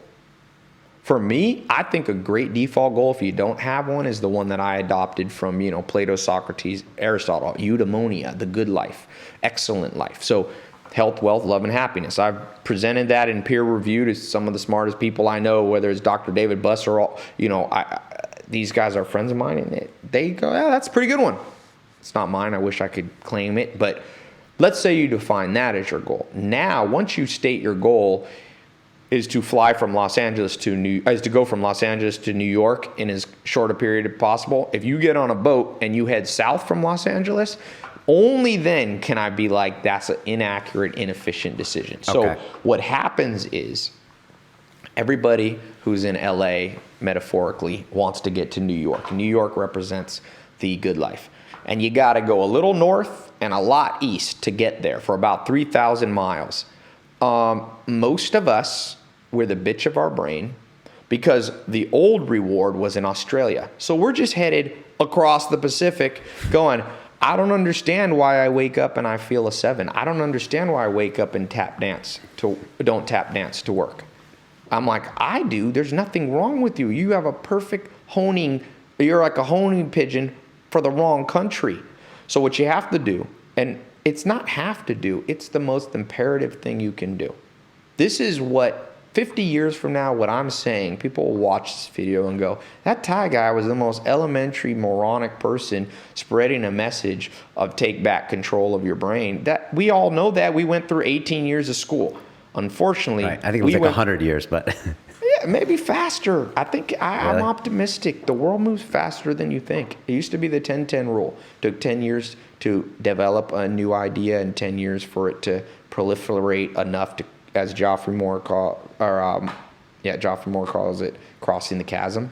Now the chasm gets crossed faster and faster. So I have good news, Carl's Jr. just put in grass-fed burgers. Joel Salatin was talking about in 1978. All right, so we're going there. So with cognitive biases, like you said, that you're going toward Australia and you're wanting to go to New York and you don't know why you're not getting there. Yeah, so here's where the rudder gets off. Here's where the compass goes off. This should be your number one priority. Number one priority. So start with reward.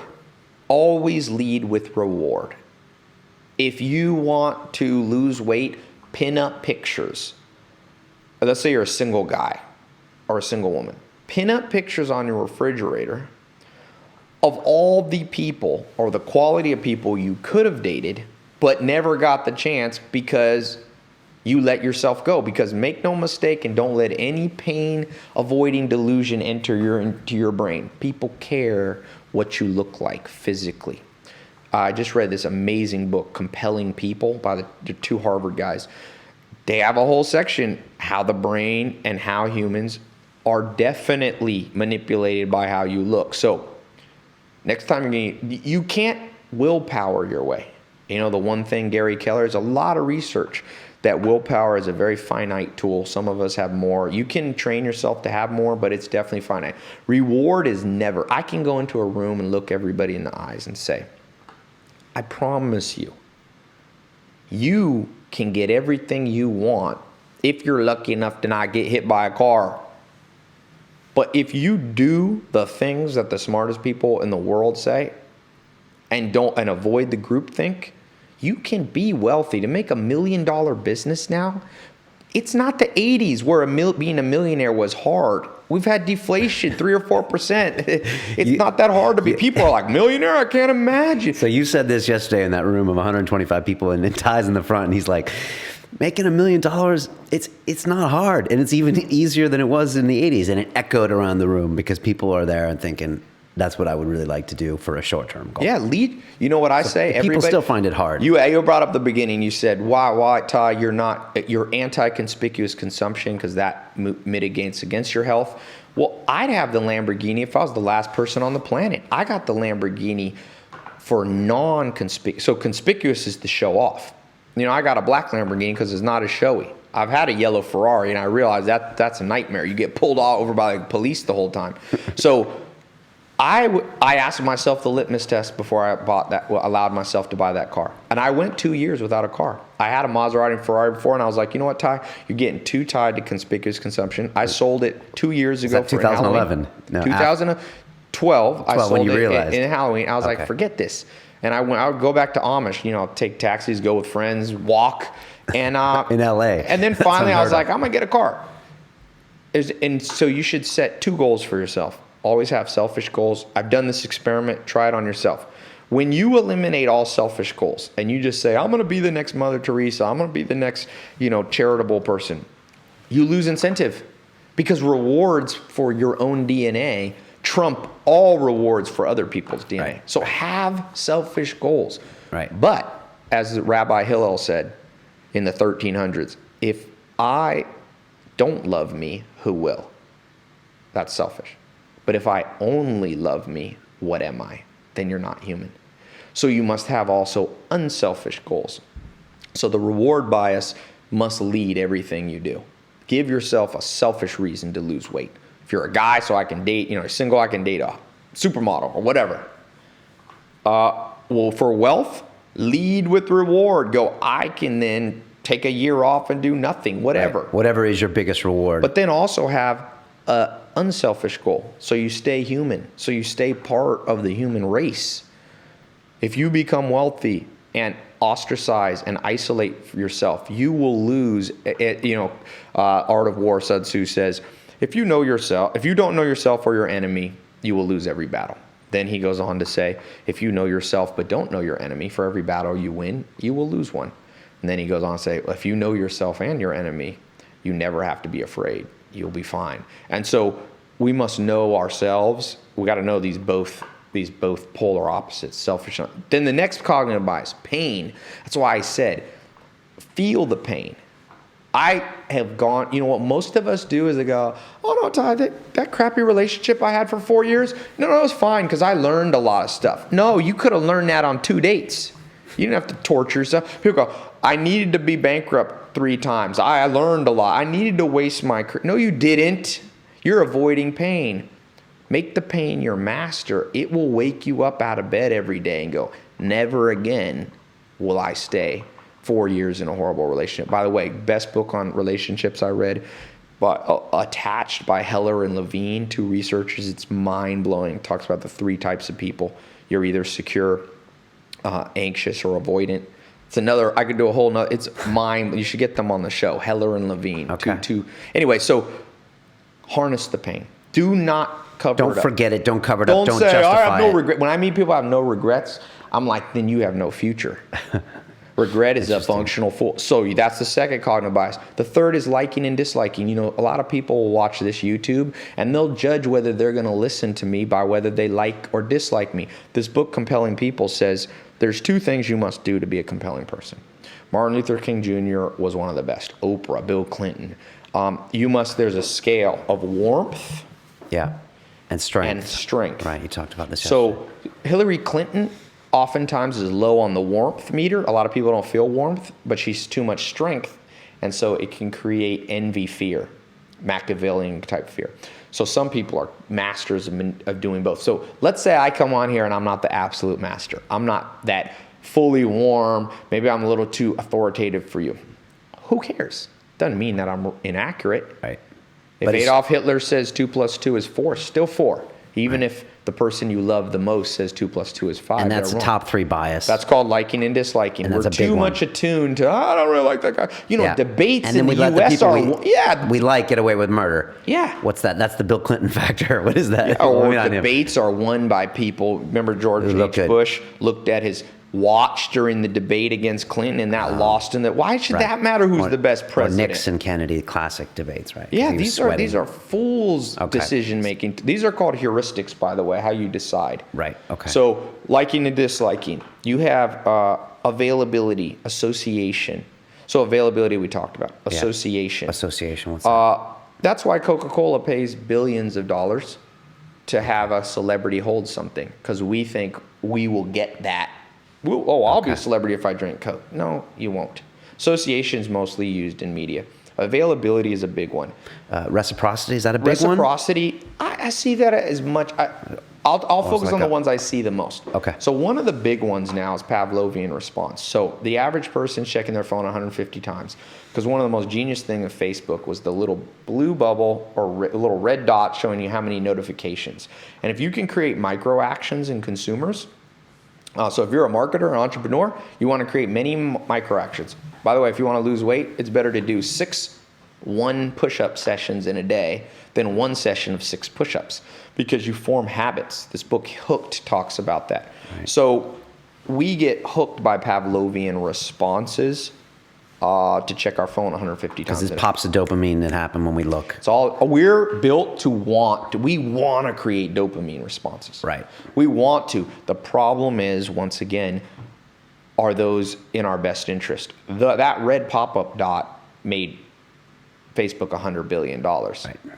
The question is, did it make you $100 billion? The answer is no. So we're controlled by Pavlovian. Kantian fairness. A lot of people won't read a book a day and not read the whole book. Believe it or not, because they're kind of like, I feel like people say all the time to me, Tai, I try to follow the book a day, but if I don't read it all, I feel I'm kind of cheating the author. Right. They feel like they have to finish. He's not there. Right. Right. You gave him the money for the book. Right. Live your own life. Right. Double down on yourself. Understand opportunity cost. Now, I'll tell you a scary one. And this is also shared not just by Munger, not just by Cialdini, but also by Alan Greenspan in his new book, Over-Optimism. If you're watching this and you're over 14 and you haven't gotten what you want, or over 18, the odds are against you, my friend. Now, people want to say, no. Well, Ray Kroc started at 52 and Colonel Sanders started at 65 and Nora Ingalls Wilder didn't publish. No.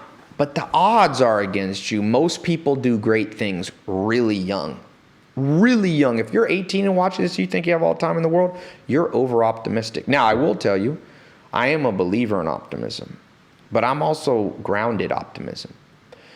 If you are over 25, your brain seals up about 24, and you haven't learned everything you need to know about health, wealth. I ask people, how easily can I stump you? People want to be wealthy. I tell them, one of the wealthiest friends I have, he's in his 30s, my age. We were playing basketball, and I said to him, hey man, we have this partnership, and I asked him a question about accounting. I don't know if it was accrual versus cash. What should we do? And he was like, I don't know what that means. Now, this is a guy who pays himself about a $900,000 a month salary and about $500,000 bonus a month. 1.4 million a month. I know. I see the book.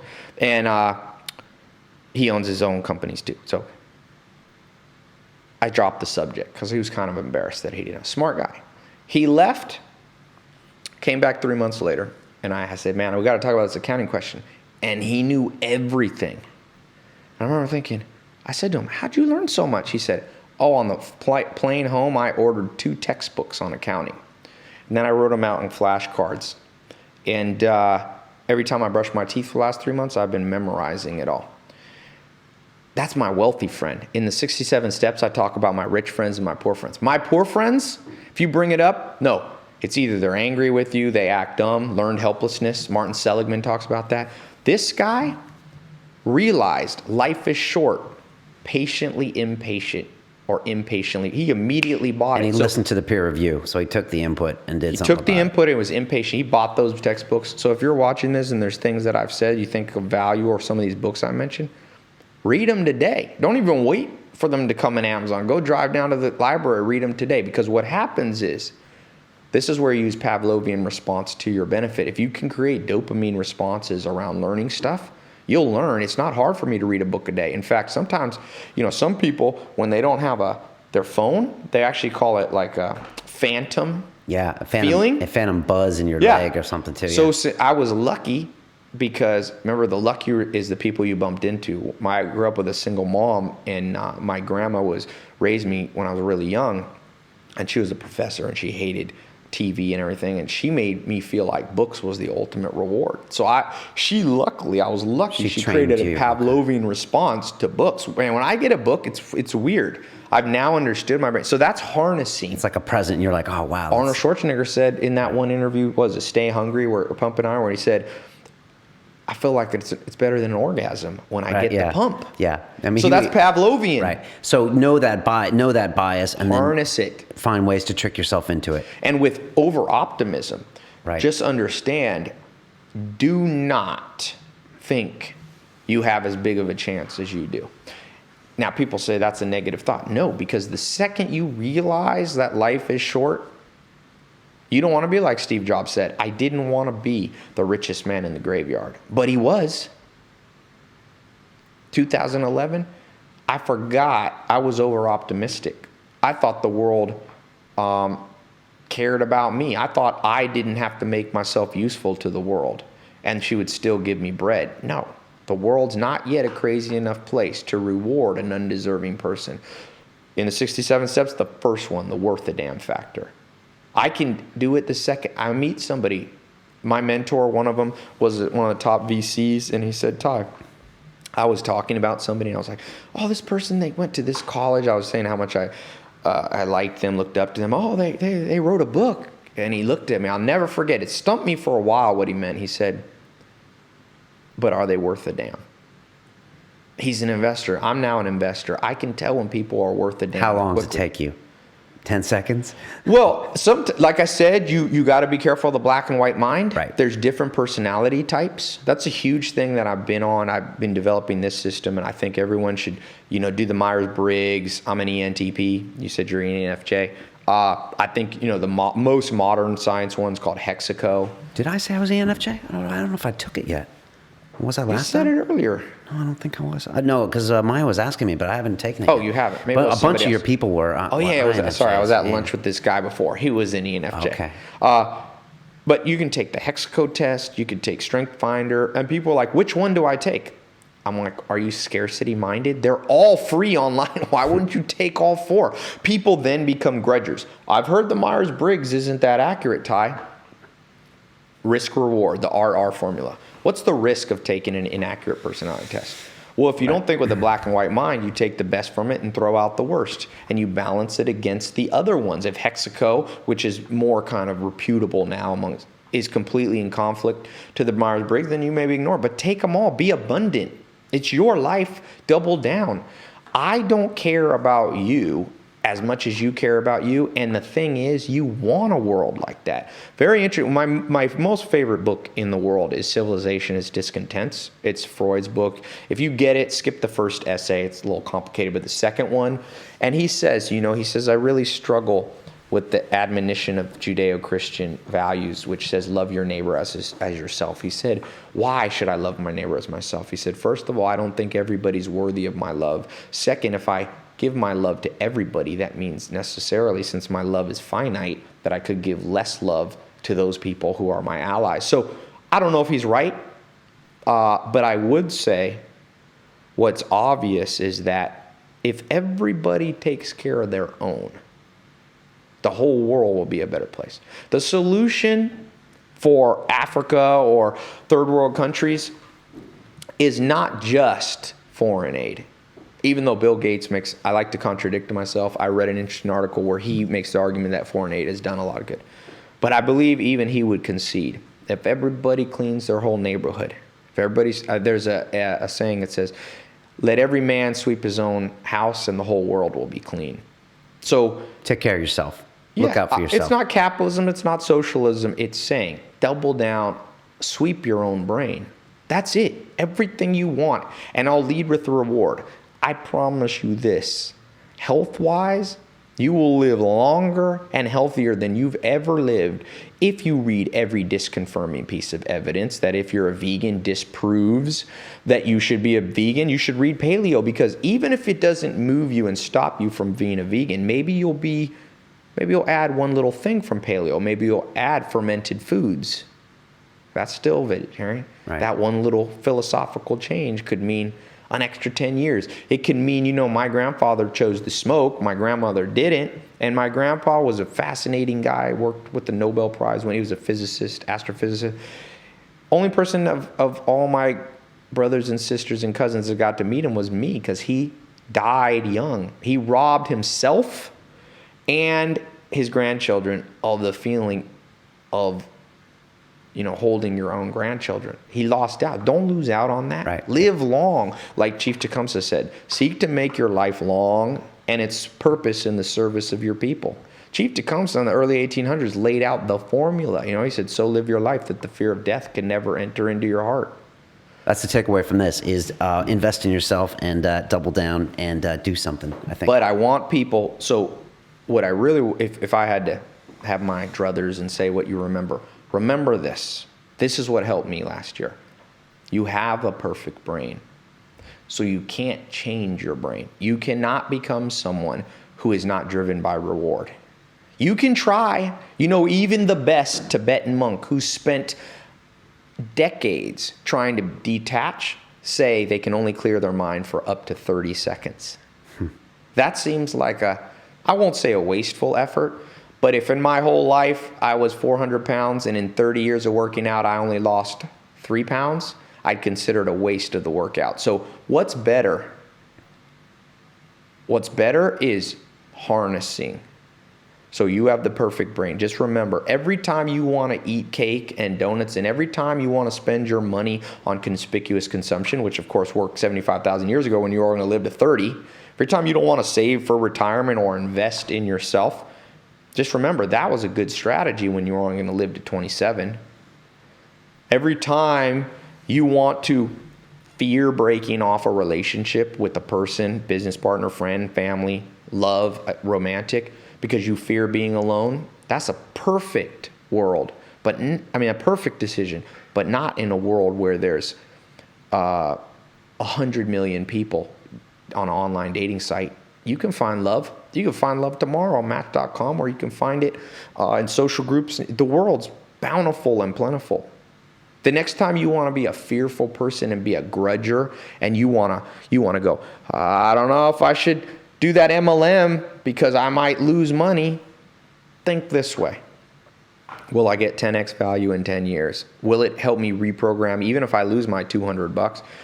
Now, by the way, I don't own an MLM if you're listening. I've not tried this. But don't be a grudger all the time. Try sometimes, if you're a sucker, try to be a grudger.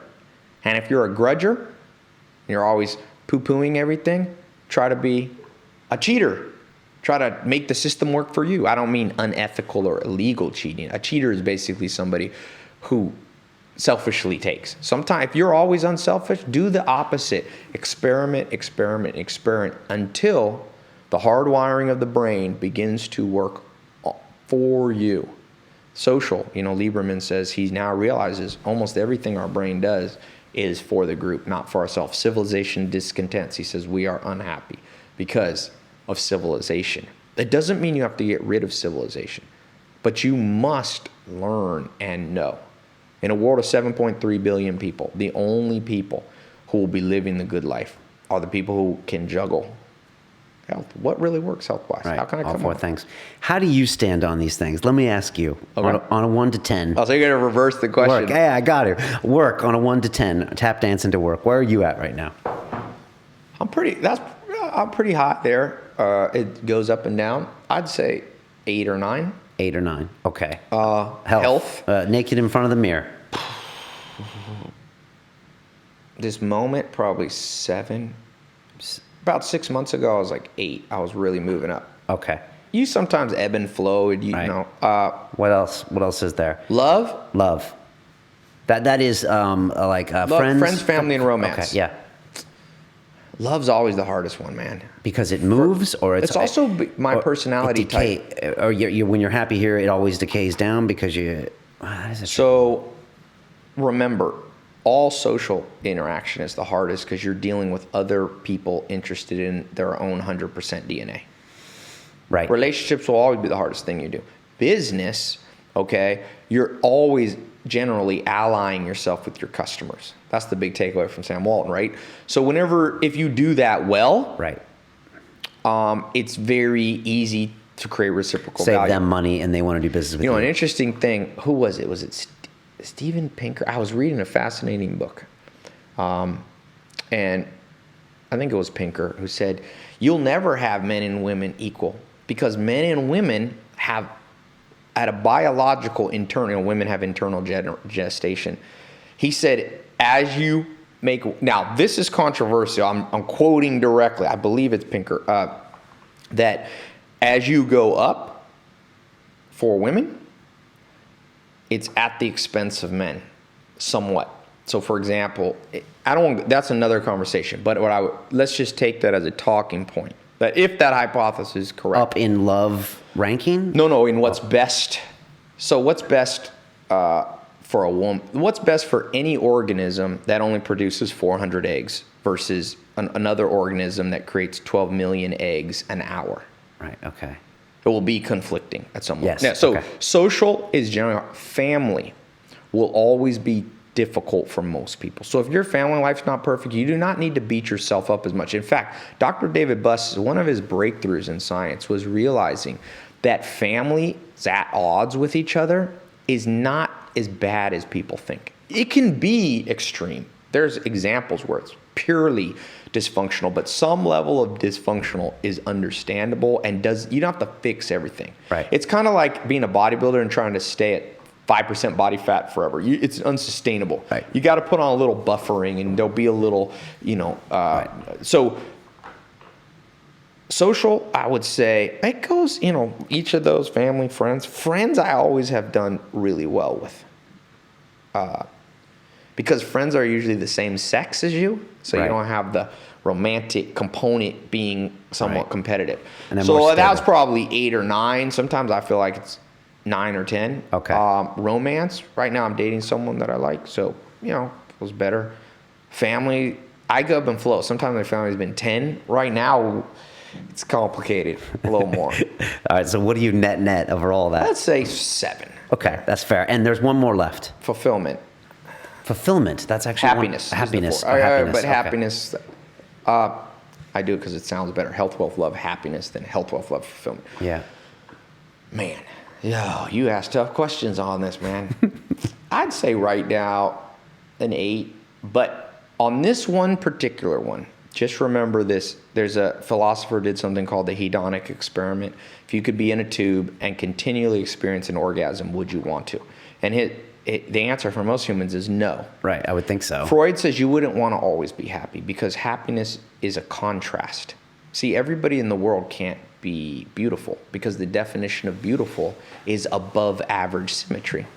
Not everybody can be tall because then the word tall becomes meaningless. Your life, so scientifically, research shows the happiest group of people on the planet are people with Down syndrome. Okay? Interesting. Okay. Now, that's not a disparagement of people with Down syndrome. This is just a fact. So sometimes happiness comes at the expense of the ability to have forward thinking.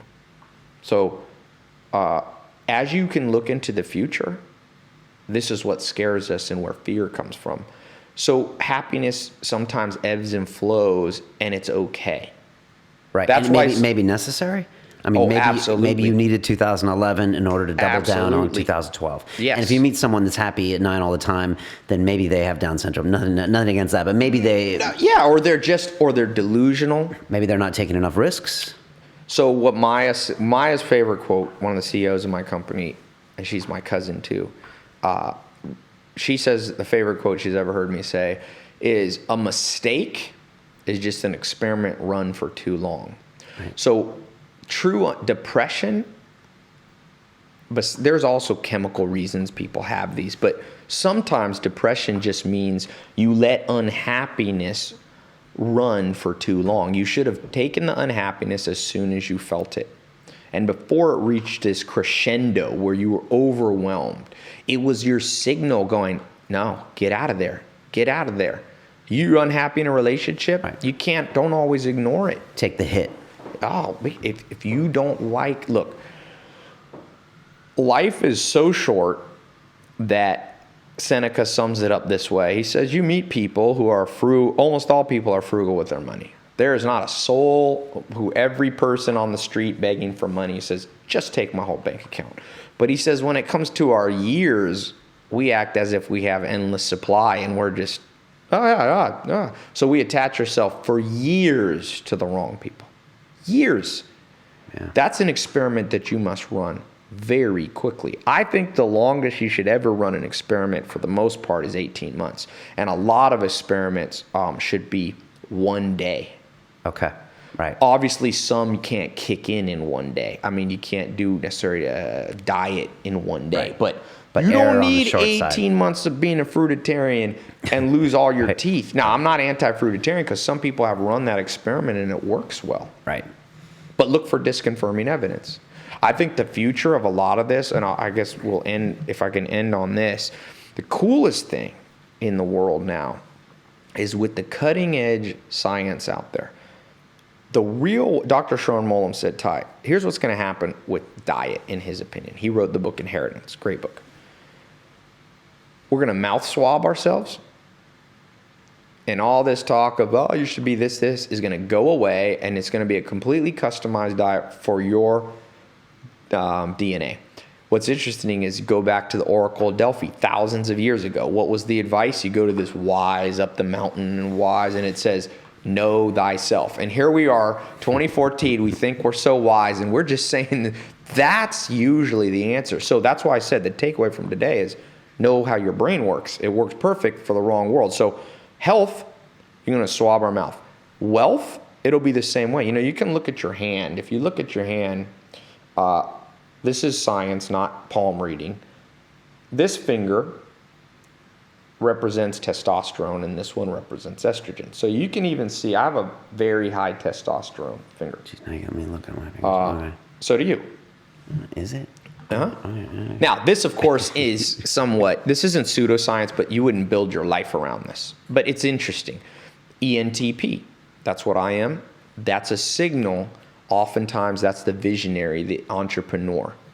So when it comes to wealth, I believe we'll probably swab mouths and know, that person is a support person. Interesting. Okay. That person's an account. When it comes to love, we now know that cutting edge science, you can go to that attached book website and take a test. It'll tell you if you're secure, anxious, or avoidant. If you're anxious, the answer is not to try to not become anxious. It's to not date avoidance, right, but only to be with secure. If you're an avoidant, it's not. So avoidant is a strategy of independence. So some of us are not relationship people, and you think you have to change yourself, but you got to harness the horse in the right way. You can't fully change it.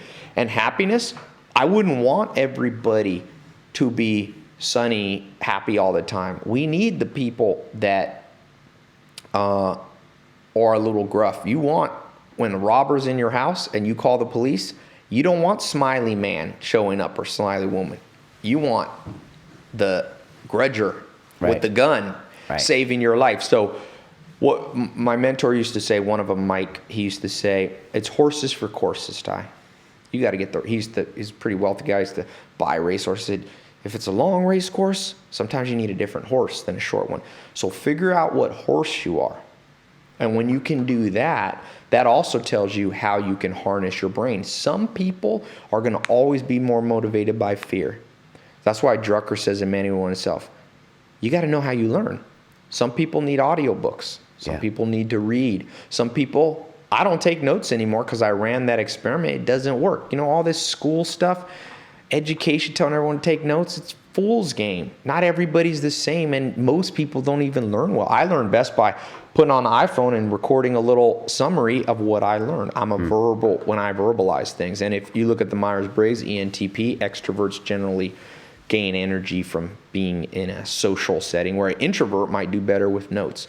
All of these things are fascinating. You should become more curious. There's a great book called Curious, and you should read, I forget the author, but if you can up that, you will get everything. You can make $1 million. You can find love, your version of what that might be. Might be a 50-year marriage, or it might be, celibacy. There's people that do all kinds of things. Right. But the main thing is, so live your life that the fear of death never enters into your heart. When it comes your time to die, don't be like those who weep and cry and ask for a little more time to live their life over again. Be like a hero going home. I read this book 13, and it's about the Korean War, and there was a guy who won he's dead, but he received the Medal of Honor, and the North Koreans overran the base at night, and there was all these soldiers who got caught unaware, American soldiers, and this one guy grabbed a machine gun. Red Cloud was his name. And he started shooting to save his friends. And he strapped himself. He was shooting and he got wounded. And they said, "Come on, let's go." And he said, "No, you guys go." And before he went, he said, "Come help me because I'm wounded." I think his legs were shot out from under him. And he said, "Take this belt and tie me to the pole." And the guy writing this said they ran. All the other American troops were able to escape, and they could hear the machine gun pop, pop, pop, pop, pop, slowly pop, pop, pop, pop, pop, as he was giving his life for other people. And they went back, and 300 dead enemies. Of course, he was dead. And there's no greater love, right, than to give your life for other people. I don't mean that in a violent way. That's a symbol. That's a metaphor. Some of us need to be more selfish. You need the capitalists in the world that move for greedy purposes. As long as their greed is modulated by some regulation. Don't be black and white about life. Life is complicated, but the goal is simple. What was your average finally? 7? No, I think it's higher than that. 7.5? I would say maybe 8. Okay. And so based on that own evaluation of yourself, then next year or this year, you'll be running new experiments to try to, are you trying to get each one to 10? Is it that simple of a goal that we all should be kind of going that way? So here's what you do. I thought on this. Okay. If people ask me business advice, this is what I'm going to do. And I've been doing it better and better. Because, you asked if I'm a guru. I'm not a guru. I'm just You're the reluctant guru. That's what I called you. But so people want to look for gurus because they want to solve cognitive dissonance. I wish I knew everything. That's a bias, looking for gurus, right? Exactly. We will always look for authority. And superheroes, right? Yeah. I just share what I'm doing. So if I can double down on what works, or let me take it even further, 10x what works, or 100x. You've got this show. It's working. Do not start anything else. Quadruple down on this. Do quadruple the interviews. That's the advice to you, but the advice to myself is take everything that I do, and it's like, and it's amazing how stupid I am. 2011 was basically a year when I was doubling down on stuff that wasn't working. We love it. I can't tell you how many entrepreneurs I meet. Like, Tai, things are going downhill business. And I go in there, and it always boils down to they stopped. I was like, well, this made you $500,000. Why didn't you do that? And you had 3 employees on it. Why don't you take every employee and put them on that? It sounds extreme, but then you get extreme result. Jack Welch, I just read his book, Winning. Fascinating. He says, he took over GE. When he ended, he had added in market cap value $400 billion. That's a $500 billion. That's the GDP of many countries.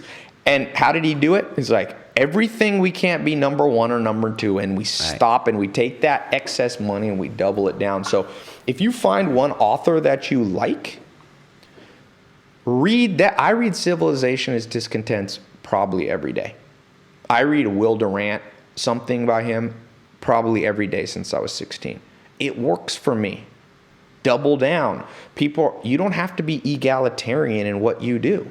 Now, I do read new books every day, but I still read those, are the only ones on my phone that I really look at. So double down. And then anything that doesn't work, just stop. Forget economic sunk cost. I don't care if you have 30 years into it. If your marriage is killing you and killing your kids, take a break.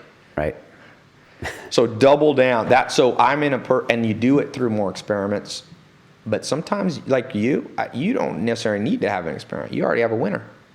And eventually, so not you only get double a down, winner. but 10x down on it. 10x the winner. Right. Man, what else are you going to do? Life's a big blackjack game. You can just like bet. I just saw there in the news the guy in Paris, those people stormed the building and the policeman was down on his hands and knees begging for his life. And they shot him anyway. Life is short. Right. So for you, you're going to 10x on what's working great for you recently, which is your media, online, talking, people. Yeah, so I'm 10x programs. on business, spreading ideas. Right. That's so I'm a book club. It doesn't always have to be mine. We're launching this new publishing company called Mentor. Sounds cool. Sounds very cool. Yeah, so I don't always want to double down on me being the person because it's kind of counter. If everybody I don't want people to focus on me. Sometimes people write me critical things. I'm like, well, great. But that's the opposite of most of these guys that are getting on stage to self-help people. That is the opposite. They all want it to be about them. Sometimes, some of them, some are that way. Some, who knows? Maybe I'm that way deep down. I could be deluding myself and it could be like, oh, I really need the attention. I doubt it because you can look at the evidence that I went a long time without doing anything. Right. Okay. So, but certainly new things can creep in. The good news is, so let me just say this about the self-help guys, don't go by liking and disliking.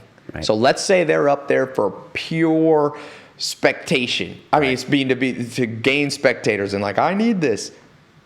I just go, is it accurate? Right. That's all I care. And I found, what good news is? I don't find as many people pushing bad ideas anymore. I find most of the stuff, there's things I don't agree with. There's general subtle things, I've had things with people that are pretty well known in this circle, like Len Real, but in general, they're kind of on the right track. Right. That's an interesting observation. So you were asking me earlier about interviewing Robert Kiyosaki. Mm-hmm. So I interviewed him in the he finished his lunch and I had 30 minutes in between his talk at the Excel Center. It was a 2-day event. His wife, Kim, was there and 10 other dudes in suits and they were all going up, for a few hours here, a few hours there.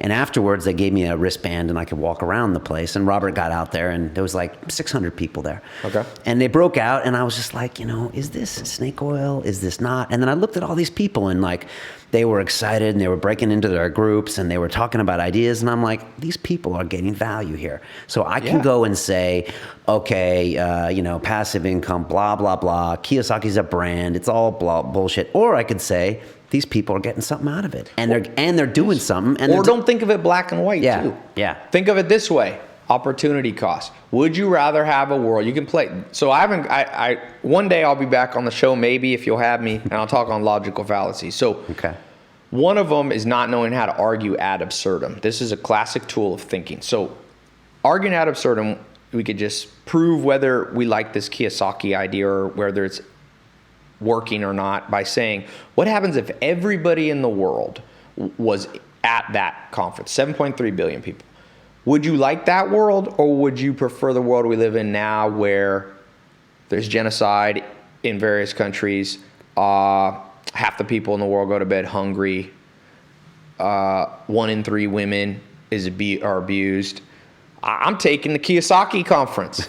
Okay. At least people are putting on a facade of trying. People go, well, self-help. I had a guy write, self-help doesn't work.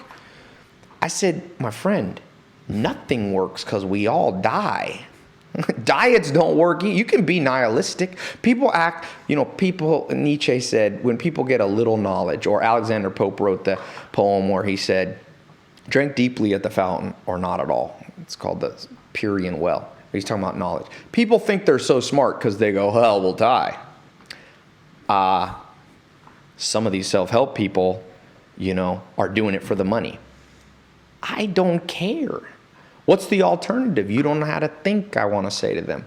It's still better. Now, you might argue, I have something even better. Then tell me about it. Don't be a hater. What's better? You have a better thing? Then you do that thing. Sometimes people, I see them criticizing people, and I say, I want to write back. I avoid, and I go, well, what are you doing? You do something better then. Then you can gain authority, and you can say, you don't have to say they're bad. You can just go, Einstein didn't say Newton was bad. Newton had Newtonian physics, and Einstein, and all the quantum stuff but he doesn't poo-poo and hate on Newton. If we're great, it's because we're standing on the shoulders of giants. Everyone exists for us. Kiyosaki is a stepping stone. I guarantee you in 50 years. Me, maybe I'm some sort of a stepping stone too. Someone will come in much more authentic, more selfless, more intelligent, and do it better. And maybe they'll look and go, Tai was the not so good version of me. Who cares? I can be nihilistic too. Well, I'll be dead by then. What can you do to me? Kill me? I'll be dead. I'm going there anyway. But the good news is, and I sincerely believe, like Stephen Hawking said, and like Freud said, Freud said, people ask me the meaning of life, and he says, that's too hard of a question. You never ask your dog what the meaning of your dog's life is. He said, if you ask me what the behavior of humans shows me, I can tell you that, but I can't tell you the purpose. And Hawking agreed and said, we make our own purpose. That was one of the smartest people on the planet. And so I defer to him and I say, look, what's your purpose? I can't tell you it's right or wrong, but I can tell you we're hardwired for a certain amount of things that will get you feeling at least like you're an 8, 9, 10. Maybe it's delusional, maybe it's not. Follow the map. We live in the best of times because we can know. We can put our head under a brain scanner now. We've never, Lieberman talks about, we could not do this. 20 years ago, we had to study vegetables that came in from car accidents. You couldn't cut a people open like you can now. Now you can do it all behind the scenes with these scanners. So you got the best chance ever of living the good. I'm optimistic, even though I'm a realist and know I'm going the same place as everybody else. And so what are you doing next year for happiness and the other three? Are you doing anything? Are you running any experiments? So health experiment, I've been doing a health experiment of, I believe the reason most of us don't work out as much as we like to is availability bias. Okay. Whenever I travel, I always cut weight or 10 times healthier when I'm at home because I have a maid who cooks for me and I instructed her, anything not good, throw out of my house. It's not available. I eat perfect. When I travel here to London, everything goes, because you're in a hotel and you're like, I'm hungry, and you eat what's, so the reason I think most people don't work out, and the reason I hate gym memberships is it takes too long to go to a gym. So I've been oversimplified. What happens if I just do burpees all the time? It's a good. Burpees is one of the most whole body exercises. It's hard to. You see dudes in prison, they are in shape. And if you do 1 minute of burpees, I'm talking, this is an exercise people could do. I don't care if you're a gym work in an office. So I'm doing a burpee exercise now. I'll let you know how it goes. They're brutal. Burpees are I love brutal. it. It takes 3 days to start seeing your cardio improve. Or at least for me. Number 2, on wealth, I am experimenting with. This is hard. Well, I've been doing this Lamborghini experiment of doing recording in a Lamborghini. I've been buying more companies that already have revenue. I like that experiment. Online companies. Yeah, they don't always have to be online, but everything's going to be online eventually. So. And I'm finding out some things in that experiment that I don't like. I don't always like buying companies that have employees that don't have my culture. Right. Because I end up having to fire a lot of them, and it's hard to train old dogs. It's like, So I'm trying to figure. So that experiment leads to the next experiment. How can I buy companies that have very few employees, and maybe it's implied you just buy the owners out, and then I just drop my team into it? Okay. So that's like, but you have to be willing to do that. See, most people are afraid of mistakes. There are no mistakes. I bought 2 companies this year in an industry I've never bought before. And I like it overall, but I won't do it again exactly like this. But it's not a mistake because I did it in a quick experiment. Right. When it comes to love, I've been experimenting with something that is one of the greatest experiments I've ever done in terms of giving the results that I want, and I highly recommend it. So Jonathan Haidt he wrote Happiness Hypothesis. Yeah, I know that book. And I was talking to him on the phone, kind of privately, and he said, and I haven't heard him write about this as much. He talked about something called companionative love. And he said, because I told him this Amish guy, I went and visited this Amish guy named William Yutzi. I hadn't seen him in a decade. And I go up to Wisconsin. He had moved from the place that I had originally known. I walk in the door and he looks at me and he says, he's older than me. He says, "Good to see you, Tai, because I realize now, new friends are good, but old friends are better." And I'd known him for a long time. And Jonathan Haidt said, that's companionative love. And we know under a brain scanner that you can never recreate it with new friendships. A lot of the social books out there, how to win friends and influence people, they're based on a false premise, or somewhat of a false premise.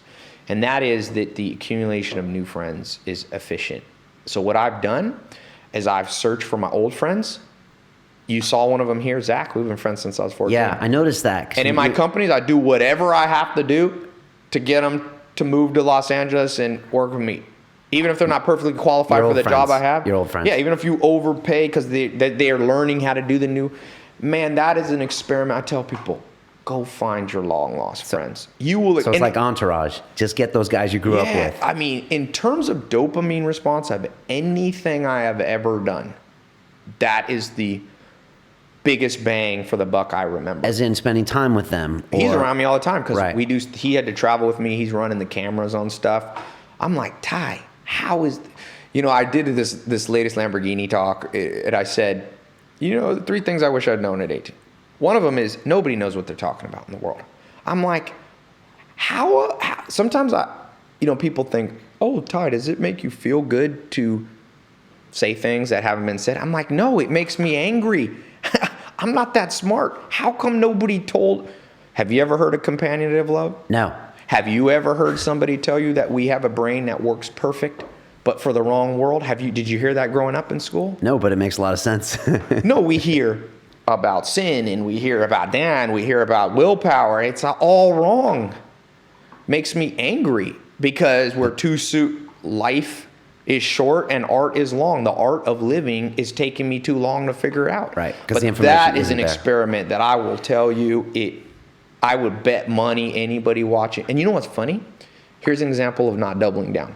Have you ever met, there's an old friend in town and you go out to dinner with them? You connect with them on Facebook. They come into town, you meet, and it's like you stay up all night talking about old times. It's a great night. Yes, I've had those. And then we never double down on them. We go, well, if it was great one night, let's take this experiment. What if I spend 10 days with them? Well, I've kind of ran this experiment for years. It's the best thing. I've known Maya, my cousin. I remember when she was born.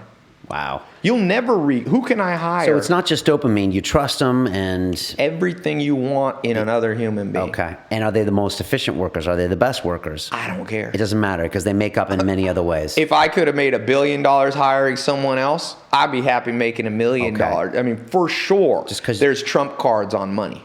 Okay. And social trumps money, for sure. If you had to be poor but have good social connections, take that one. Now, the good news is you don't have to, but right.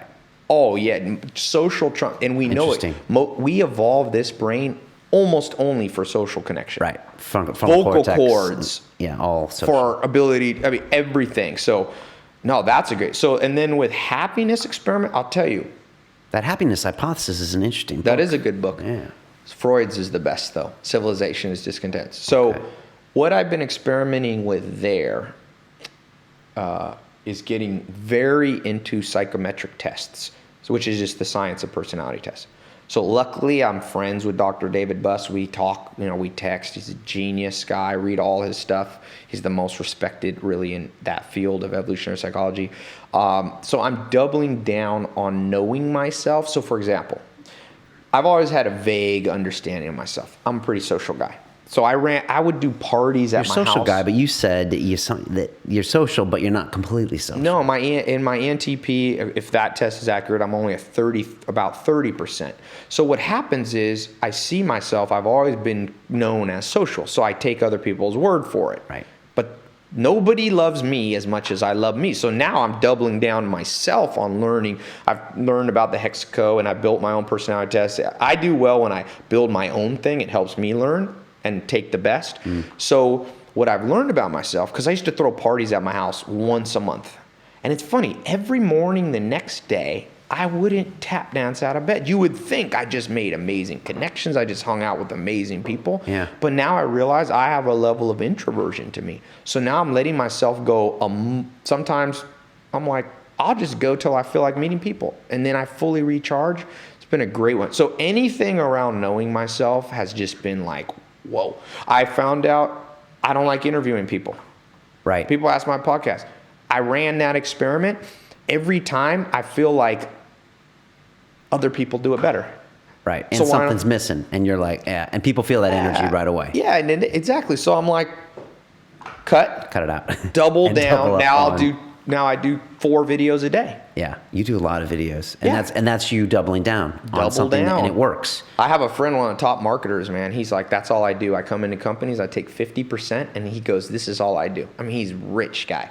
He has a marketing company, but he takes equity, usually 50%. He goes, everybody thinks I'm such a genius. He goes, this is what I do, Tai. I come in, I found out what the founder was doing that was making most of the money, and I make him do it 8 hours a day, and the company triples in value.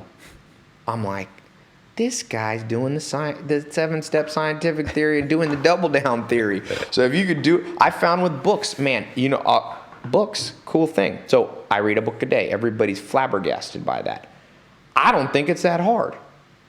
If you don't consider yourself worth 1 hour of doubling down on your own DNA, I consider it weird. So I was like, how far can I go with this? So one morning, you can see on my Instagram, I just bought 5 books. And I read them. I went, laid on my bed, and I read all 5. Now, I didn't finish them all. Some of them were less interesting, but I would say I read 30% or half of 5 books. Do you speed read? Do you skim through? Do you try to get the ideas? So I have a whole thing on smart reading. A 7-video series. I think speed reading is incomplete, and I think reading too slow. So it's a whole methodology. Maybe we can put a link in there. It's pretty cool. People love it. But 67 steps. If I do my little pitch, do the 67 steps. I'm on track to have 1 million positive comments. It's at that seminar yesterday. Yeah, at that seminar yesterday, it was pretty. You had to go early. Yeah. But a lot. I didn't know most of the people in the room, right. And I have this business mentorship thing I did, and I was talking about it, and 3 people popped up and were like, I tripled my money in 1 week from taking it.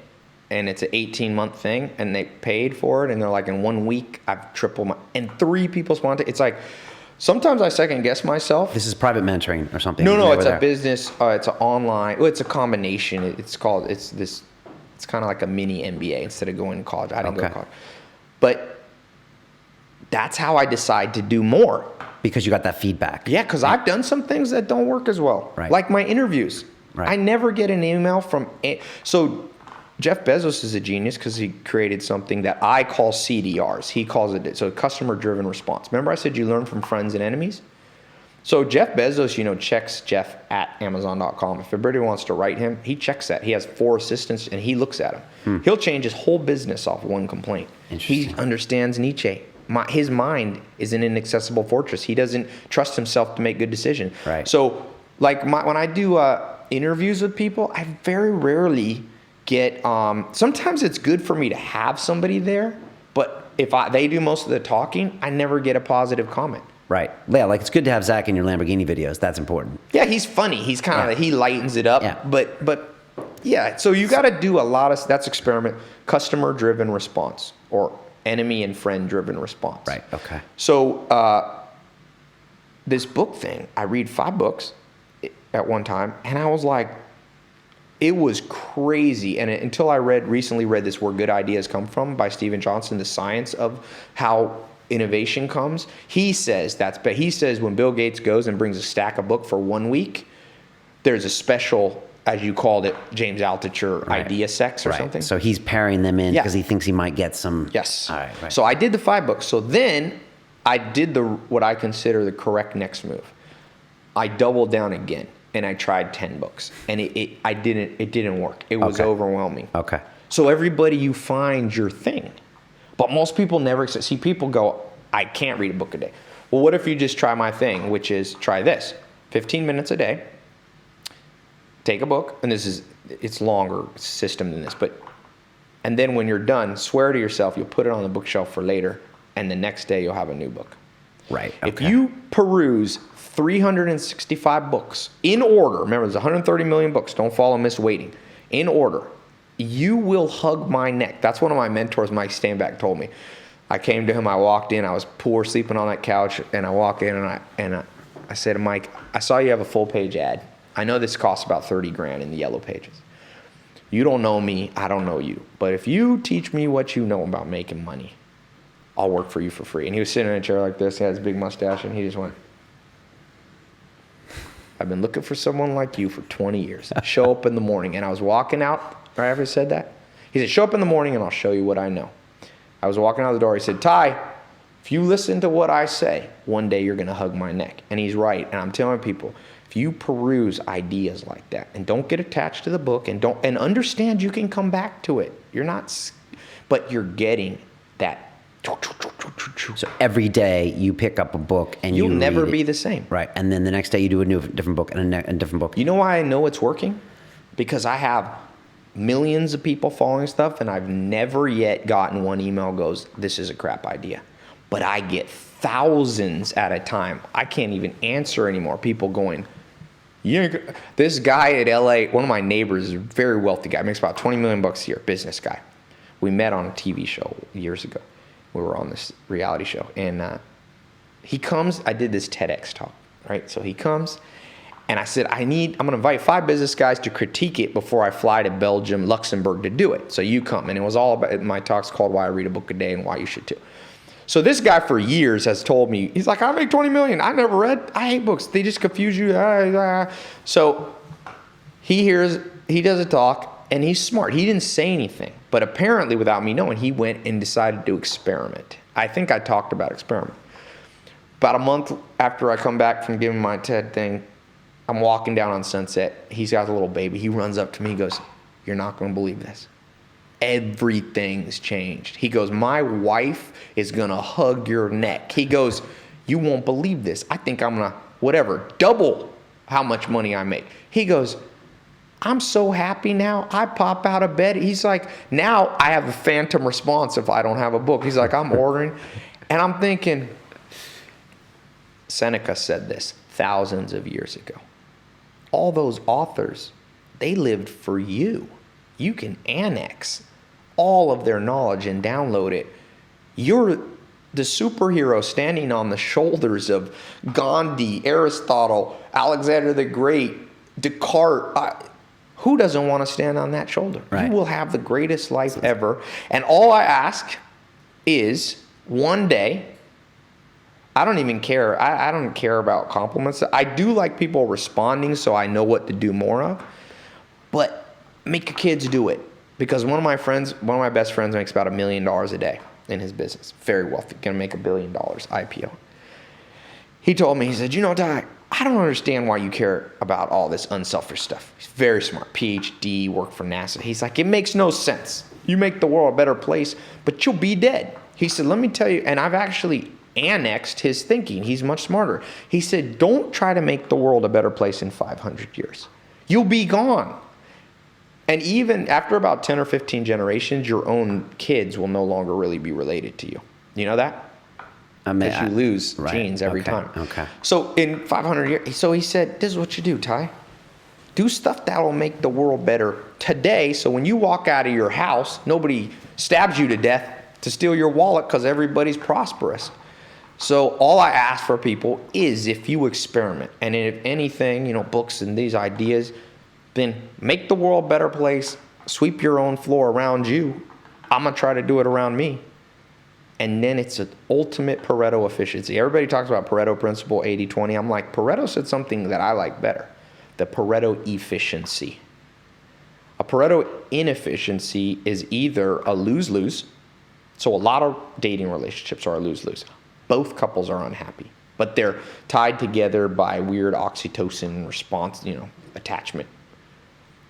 Get out of lose-loses immediately. Other relationships or businesses are win-lose, like you're making money, but you're taking advantage of people. Fast food industry, I consider it a level 2. Level 1 is like lose-lose.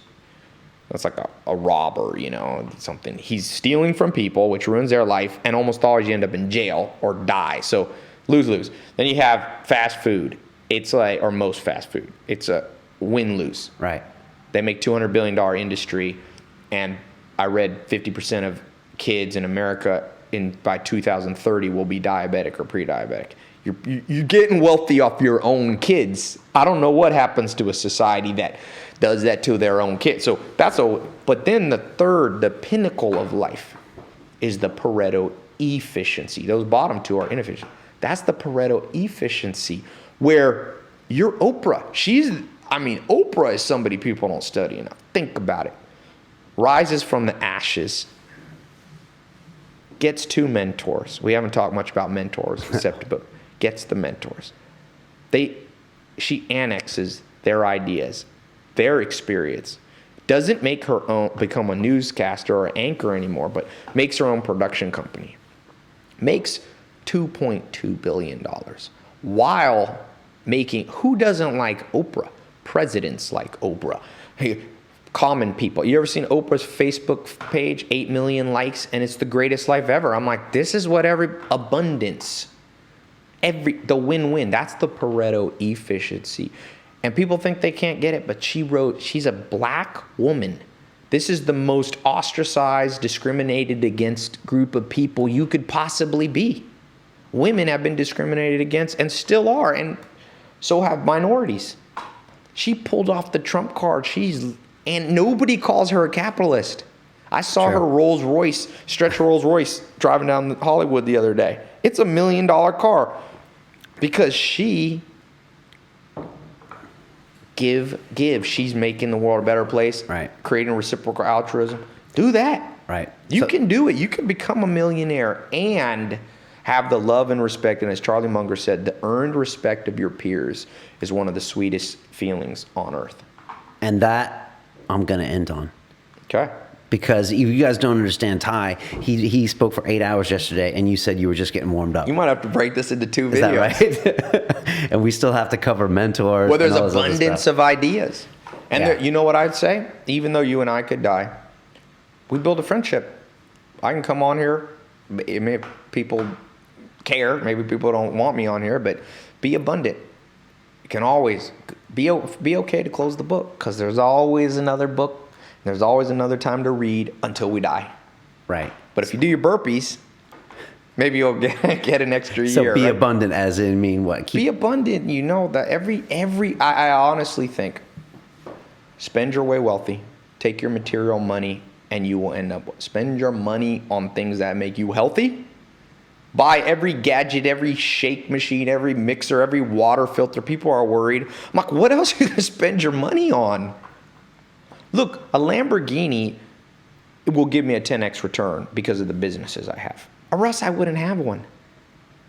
I like horses. Well, just went to the Amish for Thanksgiving before Joel Salatin. Man, nothing better than having a horse. As the Amish always say, you know what's good about a horse? It doesn't depreciate because it has a baby and replaces itself. He said, an Amish guy told me, Tai, when your cars can have babies and replace themselves for free, that's when I'll get a car. But every time I get afraid to do that and I pass back into fear, my life goes down. My 1 to 10 score is a little bit lower. Man, you can't, if you don't believe me, just try this, everybody watching. Give to charity double what you usually give. And watch what happens. You will not. I'm going to watch the CDRs. I'll be honest. I'm going to be honest. If people write me and go, now, I think the key is don't do it too conspicuously. Okay. So it's some strange force that's happening. No, because let's just be logical. Let's say there could be a strange force. Logically, Nobody likes somebody who shows off their giving. So you create negative social connections.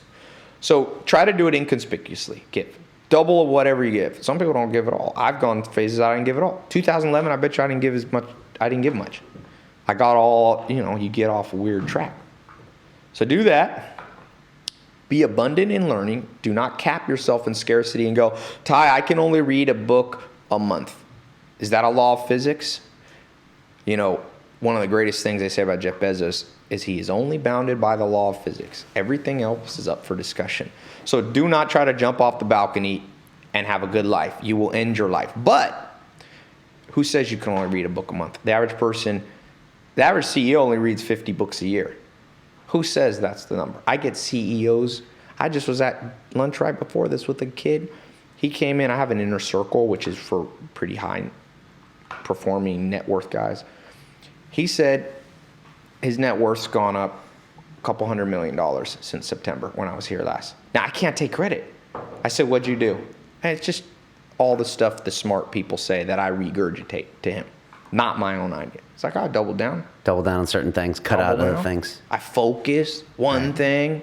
Man who chases 2 rabbits ends up with none. He's like, you won't believe this.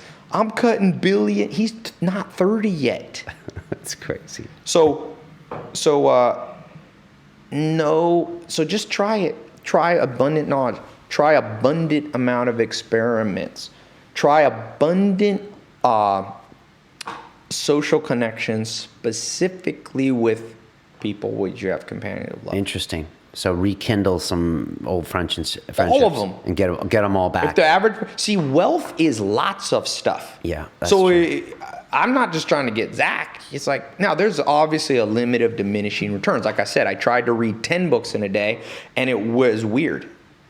And that's where you get CDRs from friends and enemies. Your own brain is a customer driven response. Right. I feel boggled. For me, that is not so. But I guarantee you, man, if I was 14 again, your IQ peaks at 14. If somebody had told me this at 14, my life will be, and I don't like to eliminate the pain by going, well, I've done pretty good. And you see that stupid meme, which is like, well, this has gotten me to where I am. I've been guilty of that in the past. Yeah, don't do it. Cut it out and just go, that was dumb. So if I meet a 14-year-old, I'll go, listen to me. Try 10 books. I bet you can. I just met this kid that came to the conference. He's 19.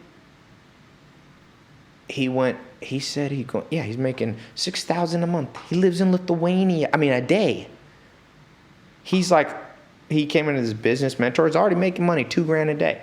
He's like, in 24 hours, I'm making $6,000 a day. It's not because of me. He's rewiring his brain to double down. And what happens is you start gulping. All of us have our throat where we like, this is only this much water is normal. Then you go to a fraternity party and you're like, these dudes have retrained to just guzzle. Right. Guzzle life. And that's what you have to do. Don't do too much or you'll drown. But you usually can guzzle a heck of a lot more than you have. Right. All right. Good. We're going to put links here to the 67 steps. Yeah, check it out. And to the Smart Read. We'll have them right here below. The business, we'll have the inner circle is invitation only, so I don't put any links to that. If you're already making in business, I've got a business mentorship that is freaking. Just so people know, for my personal stuff, I put my own brand on. Nothing stays up that doesn't work. Right. I will yank it out. So the stuff that's up works. And especially on my own brand, like I buy businesses, you allow a certain amount of complaint rate. My own brand, because this isn't my main business. So I don't want to tarnish my reputation. I don't even so yeah, check it out. 67 steps if you're starting out, but do the entrepreneur stuff. The world, you can make more money. That's that MBA replacement. It's a business mentorship. Okay, gotcha. So I have level 1, 6, 7, 7. I'm listening to your book thing, and I'm thinking I'm going to line up maybe 30 days of books and just jump in. How do you feel about audiobooks? Just great. It's great. Modulate around. So Okay. do audio. You'll learn. And you can't do an audiobook in a day because that's a lot of hours. Yeah, that's why I don't like slow. audiobooks. Okay, You can't skip. You can't skip. Okay. Here's what I would recommend for you. I'll give you a preview of the thing in 1 minute. Set a timer. I'd rather you read 2 minutes at breakfast, 2 minutes at lunch, and 2 minutes before you go to bed. Then try to sit down and read for an hour. Try that. Okay. But here's the rule. Let's see if you get hooked. Just get one book. Well, it will hook you more. Right. Take one book, do that. I mean, you don't have to read it 3 times a day, but read that one book and then swear to yourself, no matter how captivating it is, that you will not let the 75,000-year-old brain kick in. You'll close it. Don't throw it away. Put it on the bookshelf, and you'll read a new one the next day. And go back to it someday. Okay. And then line up 365 books. Yeah. Just go. One thing, I have a cool list on my website. It's not my own books. It's the 150. I don't know if I have about 135 listed. Read them in order. Okay. So read Dr. David Buss before you read, some modern. I mean, read them in order. You must read in order to get the effect, or it won't work. So read Managing Oneself. I think I was number 1. Read, if you can afford it, David Buss. Read Richard Dawkins' Selfish Dream. Read Flow by Mihaly Csikszentmihalyi. Read Kon-Tiki.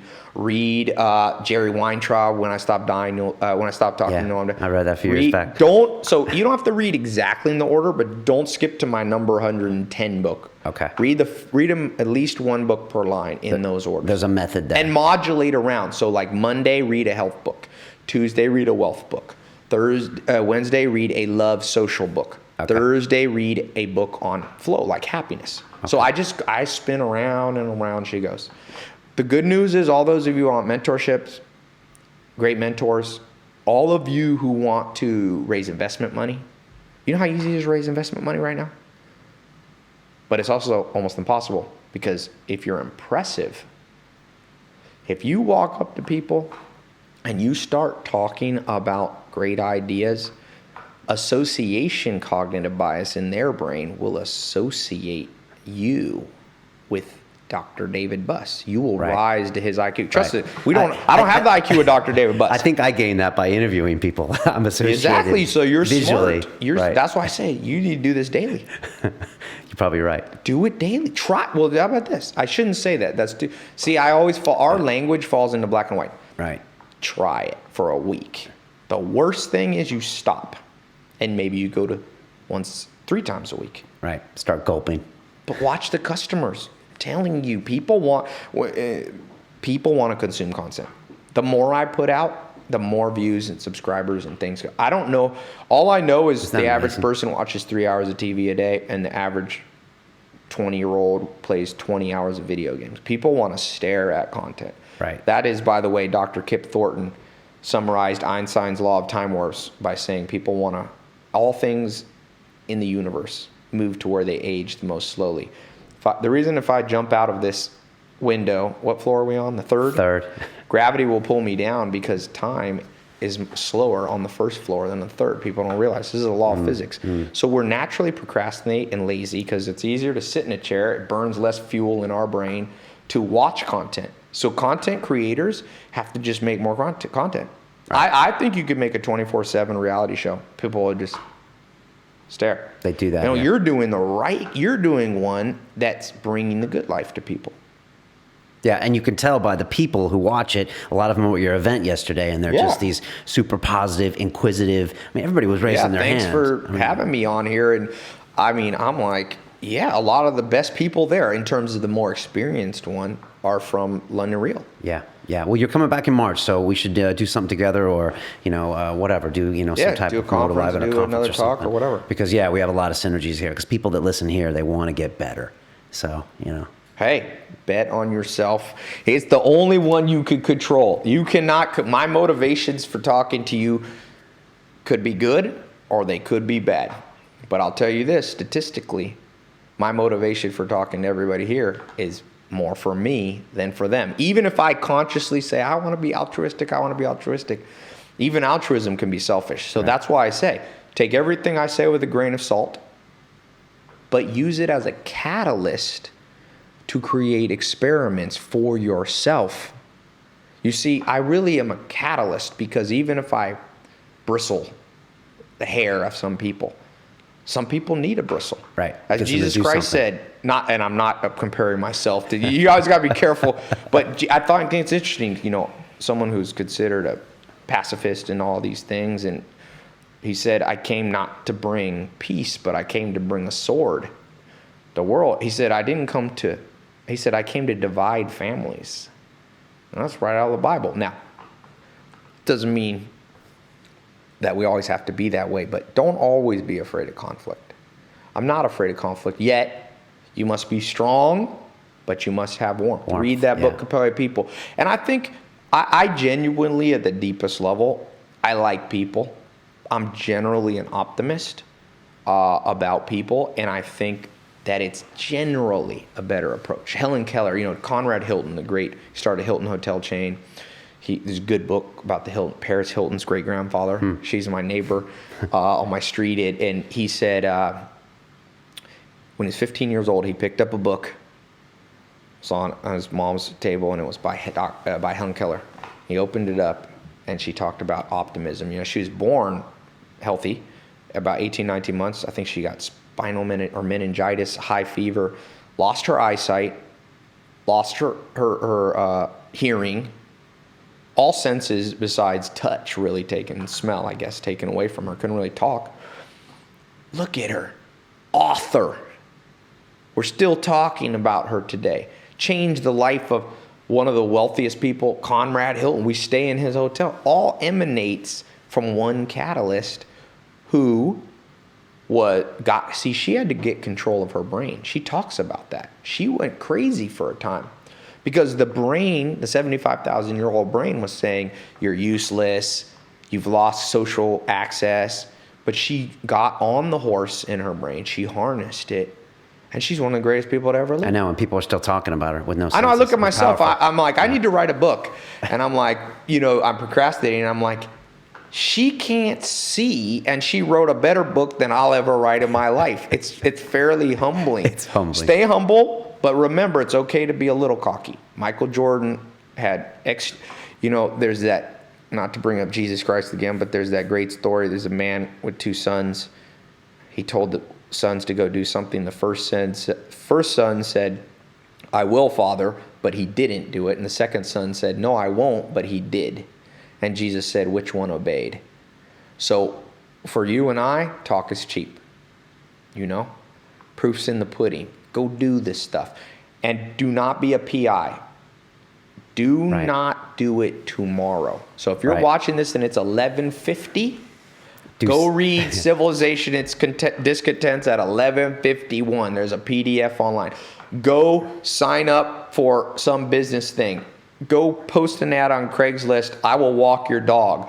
Yeah. And then post it on Facebook. That what you're saying? Yeah, and then post it on Facebook so you get social proof working for you that you don't want to be embarrassed. Use your pride to harness your to ride past the procrastination. Right. So once you start, go through. If it takes 1,000 experiments, make sure the numbers. You don't skip step number 2, which is research. Know thyself.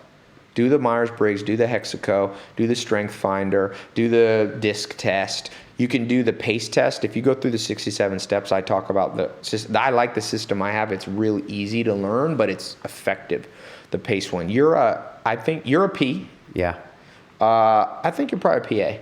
I'm definitely not the social. No, you're probably PAES. Okay, social last. So that means always for you. You'll get ideas, but it's a little bit hard to get off the ground, but not as hard as some P's. Interesting. Okay, good. I'm going to take this test.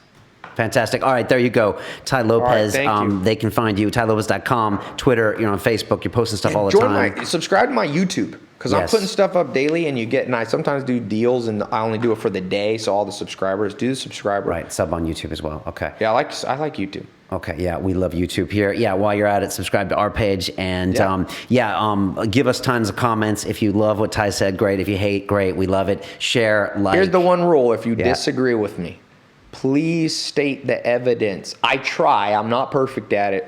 I try to quote accurate studies by reputable. When people say you're wrong, I am wrong on lots of stuff, but show me why.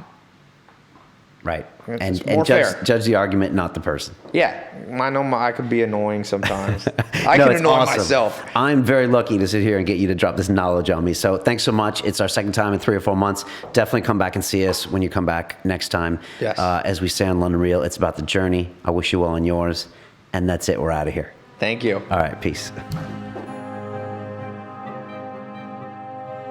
What we call reality is in fact nothing more than a culturally sanctioned and linguistically reinforced hallucination.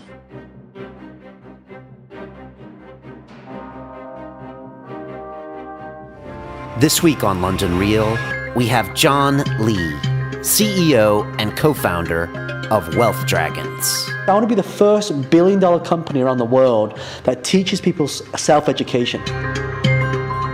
You focus on adding value, and that's what brings you money. It's simple, but it's not easy. I always put myself in situations that I can't get out of. Do you want security, or do you want freedom? If I was competing against myself, what would I be doing differently right now? If we don't play the game of money, the game will be played against us. If you don't commit, you're telling the universe, I'm not ready. On Sunday, London Real presents John Lee, Wealth Dragons. Anyone watching this show right now can become financially free.